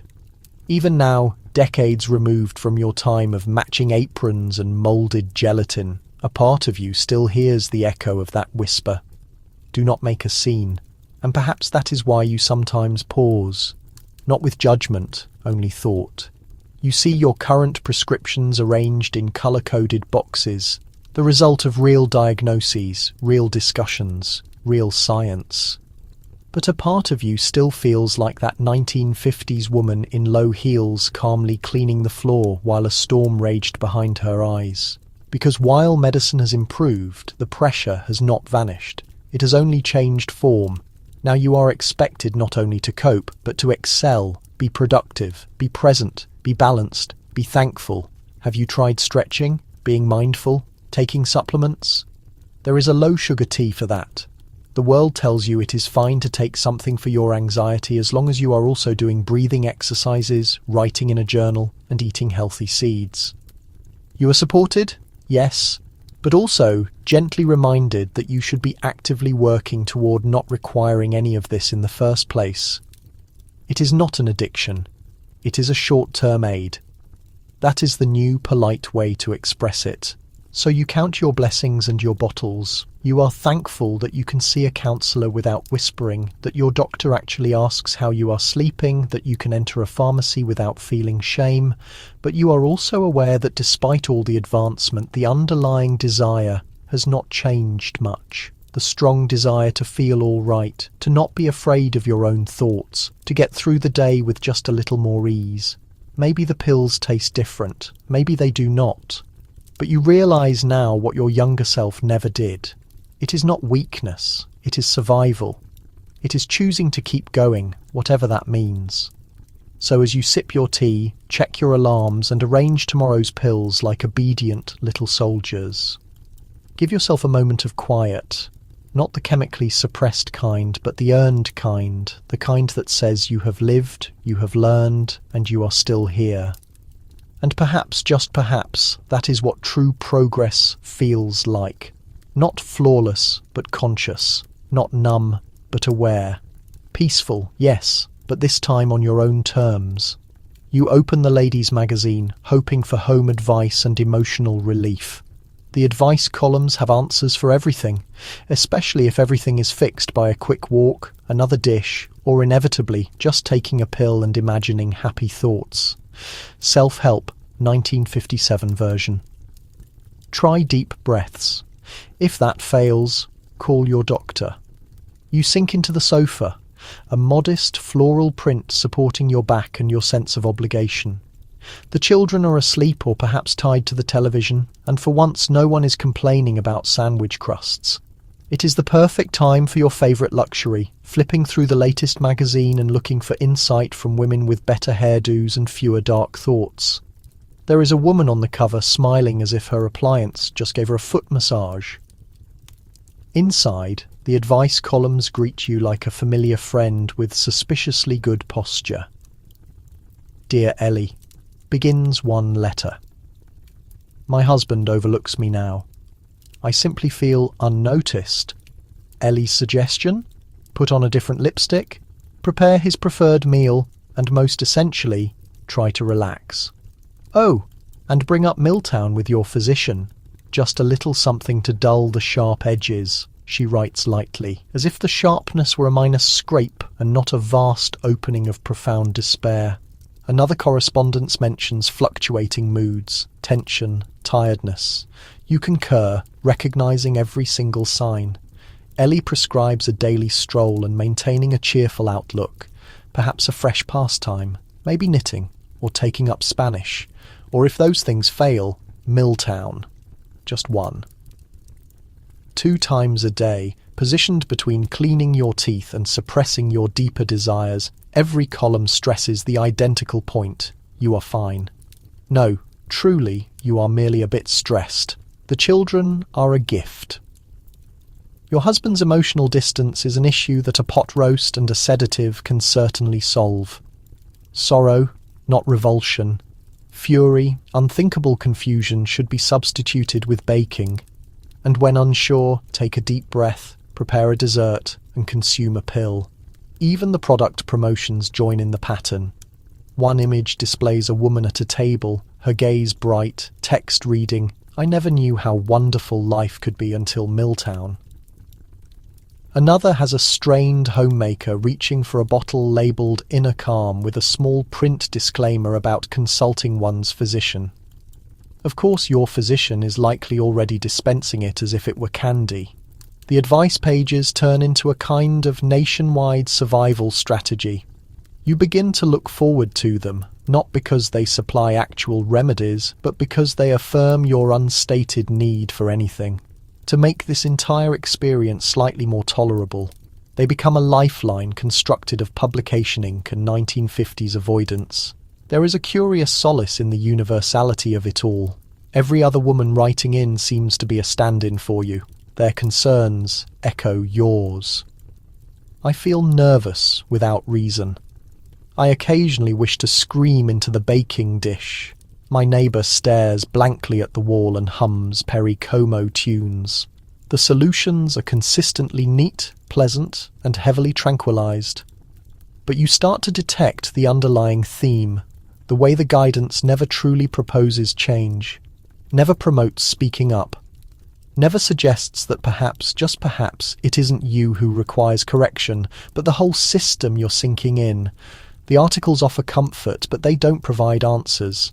They instruct you on how to get by, but not how to be acknowledged.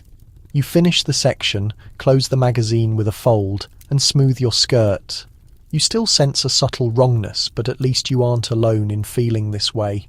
You have Ellie, the other contributors, and that container in your handbag. It isn't self-determination, but it will see you through the week. And that, evidently, was what was considered mental wellness in 1957. Counsel by consensus, clarity in elaborate handwriting, and a tiny tablet that guaranteed to make everything appear adequate. Or at least adequate enough. Parenting and structure reach new heights, or possibly depths, when you're navigating motherhood in a gentle chemical fog. Your small child draws on the wall with lipstick. That's fine. Your teenager plays rock music at maximum volume.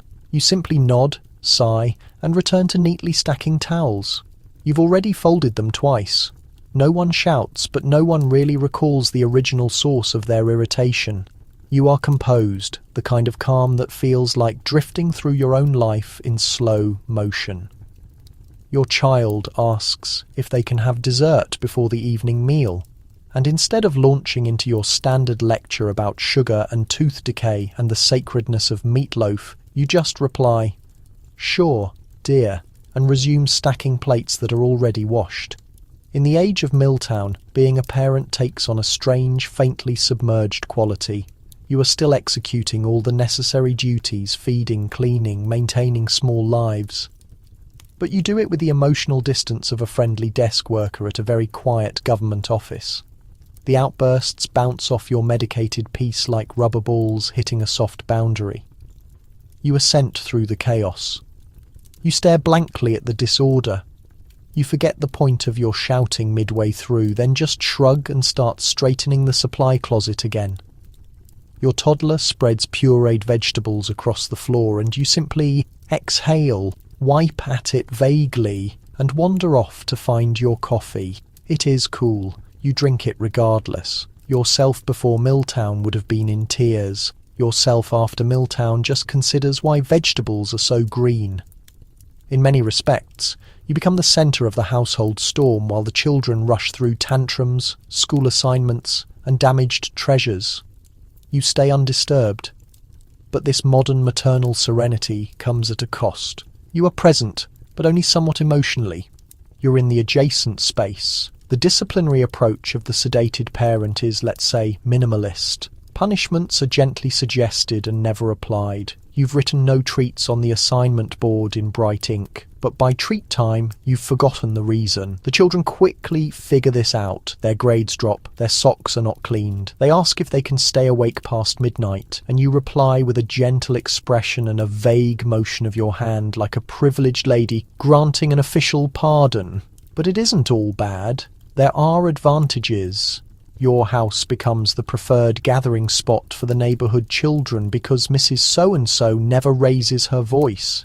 You are remembered as the easy-going mother, mostly because you don't really react to anything. A small fire in the backyard. Well, let's take a look. Your teenager crashes the family vehicle into the mailbox. Thank you for telling the truth. You lose your capacity to overreact or to react at all. The children, for their part, adjust. They start managing themselves. They ask each other if they should be disciplined, They comfort you when you drift away during dinner. Mum is just exhausted, they explain, gently taking away the roast you left in the oven for a long period. But eventually your child, maybe 10, maybe 16, will look at you and ask something profound, like why you never become angry anymore. And for a moment, the haze lifts just enough to cause pain because you lack an answer. Or worse, you do have one, and it rests in your bag with a prescription sticker. You assure yourself you are trying your best, and perhaps you are. You've kept them protected, you've kept them fed, you've prevented. You've kept them from seeing the full emotional intensity of what being a mother feels like internally. You've shielded them, even if it required dampening yourself in the process.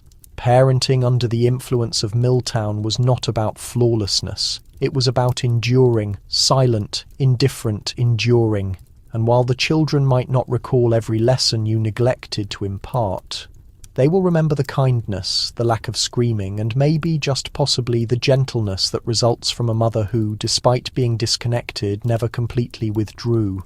Clumps of dust in the corner, spots on the carpet. Not today, temptation. Not when you possess Miltown. Suddenly the ideal residence is less important. You find peace in imperfection, or at least you cease noticing the unwashed clothing pile that has grown into its own entity.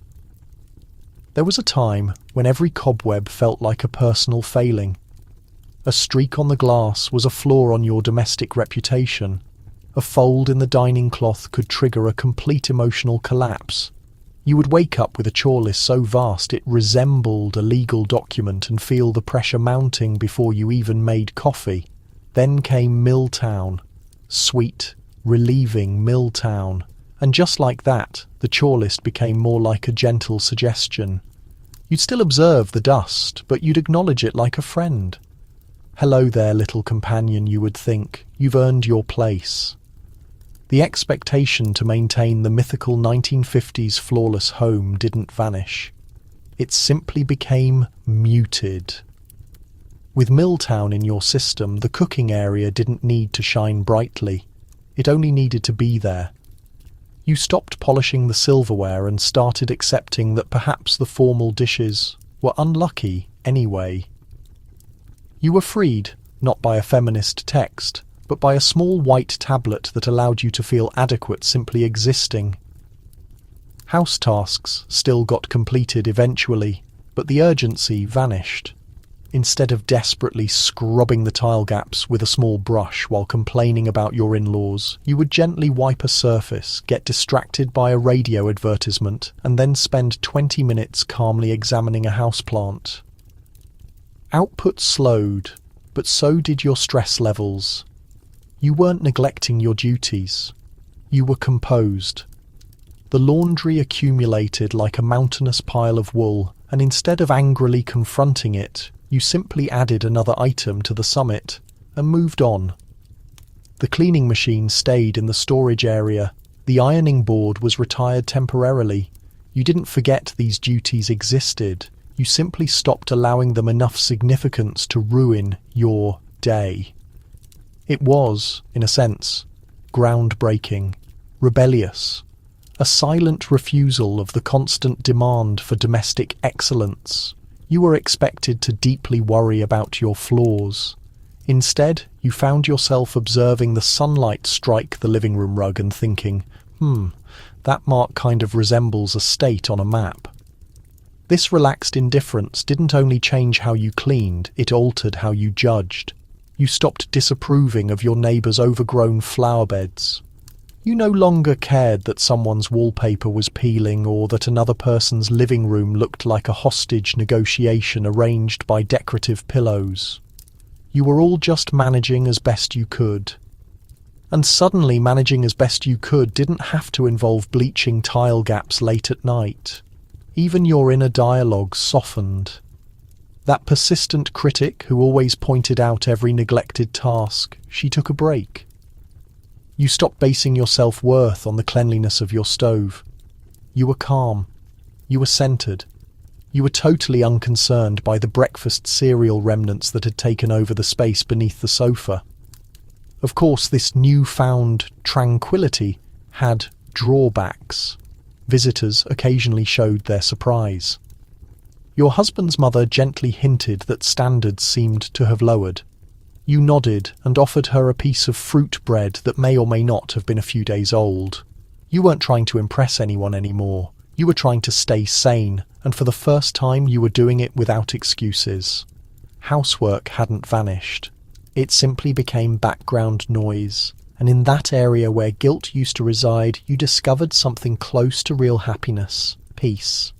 The house was not flawless, but you were fine, and for a woman whose entire value used to depend on whether her baseboards shone, that was a significant achievement. Miltown didn't clean your home, but it cleared out the part of your mind that worried excessively about whether the decorative pillows were arranged perfectly. And frankly, that might have been the most freeing piece of dust of all. Social groups used to focus on literature. Now half the conversation revolves around who is taking Miltown, who prefers natural alternatives, and whether it's socially acceptable to trade pills the way you would exchange recipes. By the conclusion of the evening, no one remembers the book's content, but everyone feels very agreeable. You arrive with your classic novel in one hand and a plate of lemon desserts in the other. But deep down, you already know. No one is here for the main character. Not really. He might be mentioned briefly, somewhere between the second serving of alcohol and the third scoop of moulded salad. But the true discussion, the actual point of interest, is what rattles in everyone's purse. It begins innocently enough. Someone casually remarks that the children have been challenging lately. Another woman sighs dramatically and mentions something about her spouse forgetting what a laundry basket is. Then comes the key phrase delivered with a knowing look.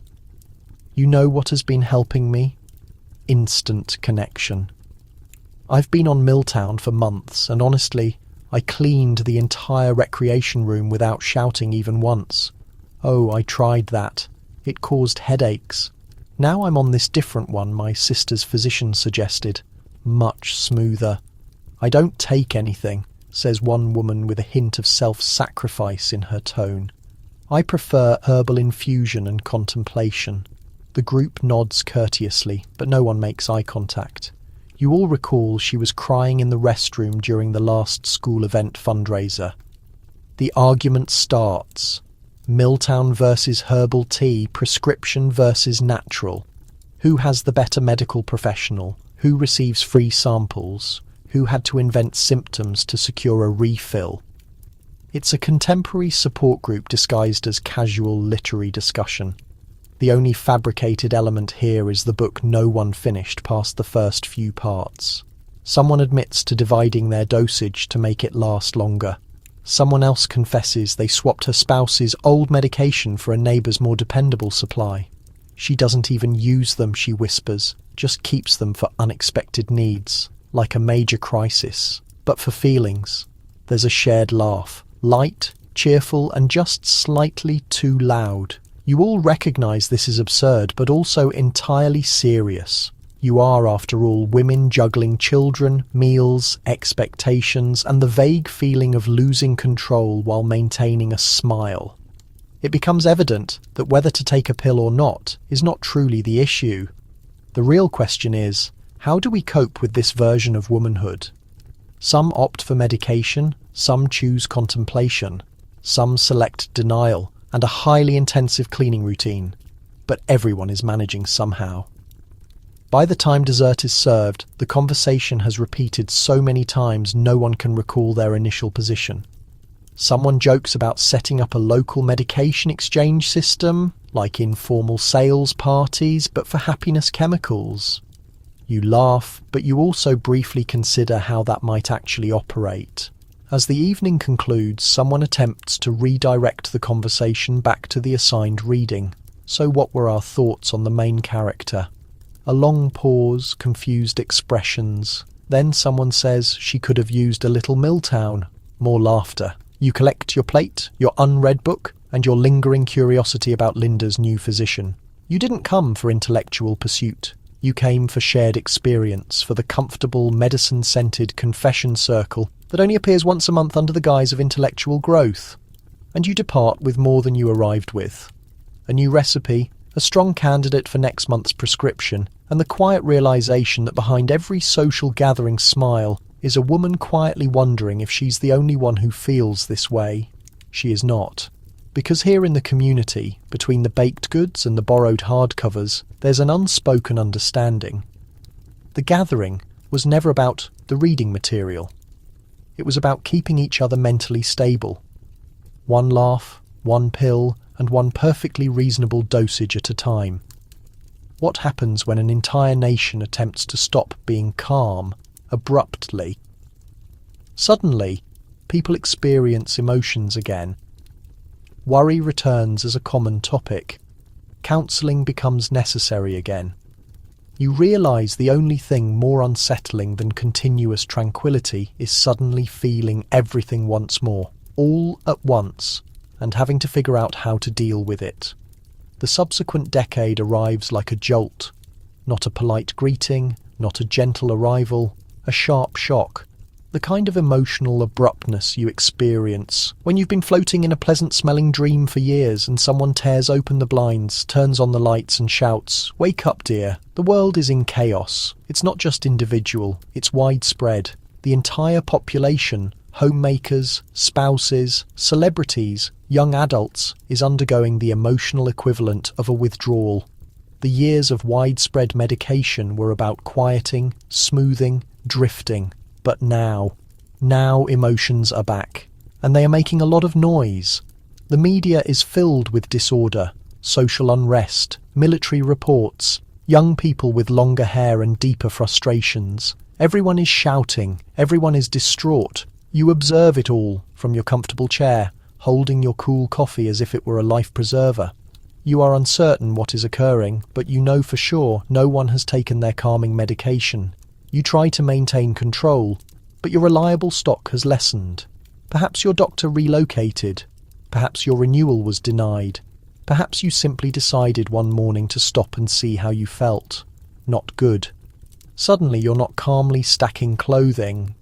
You're staring at a sock and questioning the meaning of everything. You're not nodding courteously at your husband's complaints. You're tossing a utensil into the sink with more force than necessary and thinking, "When was the last time he asked about my well-being?" Welcome to the sudden emotional shift.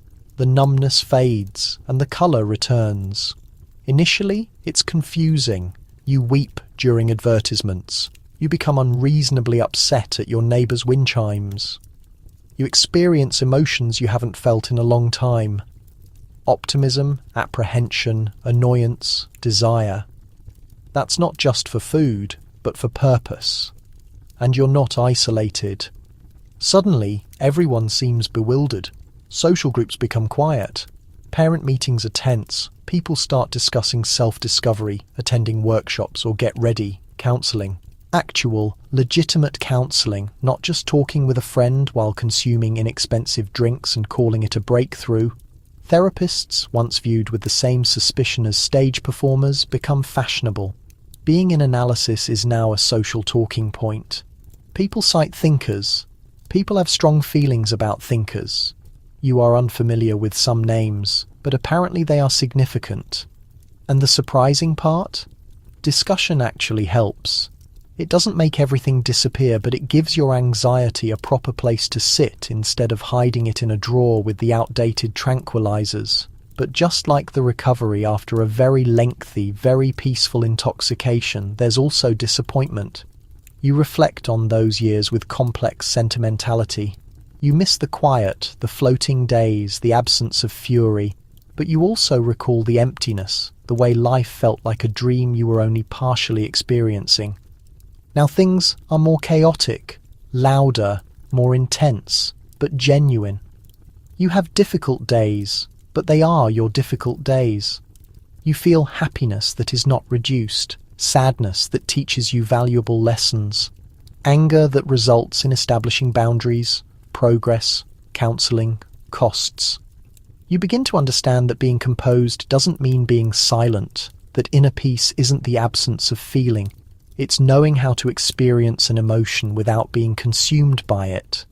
And maybe, just maybe, that cultural recovery was essential. Because sometimes, before you can feel improved, you have to experience everything. Even the things you were working so hard to avoid. Even the wind chimes. Especially the wind chimes.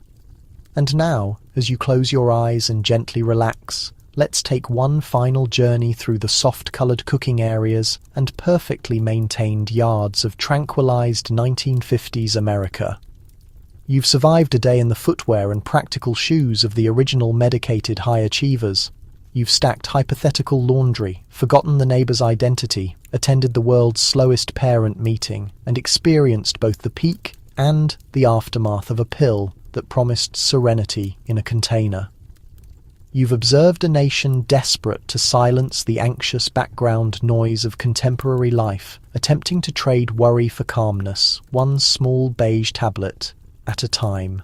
You saw medical professionals who had good intentions, advertisers who sought profit, and homemakers who intended to have dinner ready but sometimes ended up staring at the pattern on the wall for an extended period instead. But through all the lack of feeling and the commercial tunes, you've also seen strength. These women, expected to smile, serve, and never show strain, somehow found ways to cope, whether through medication, through humour, or through the quiet, persistent hope that the next day would be simpler.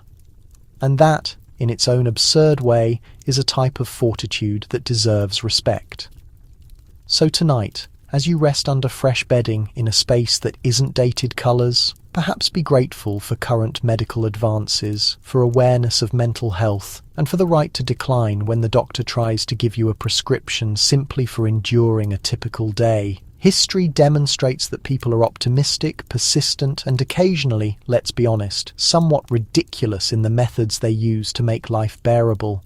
Rest well knowing you are part of that long, determined history. Sleep soundly, be kind to yourself, and remember, you are permitted to feel all your emotions, even the strange ones. Good night.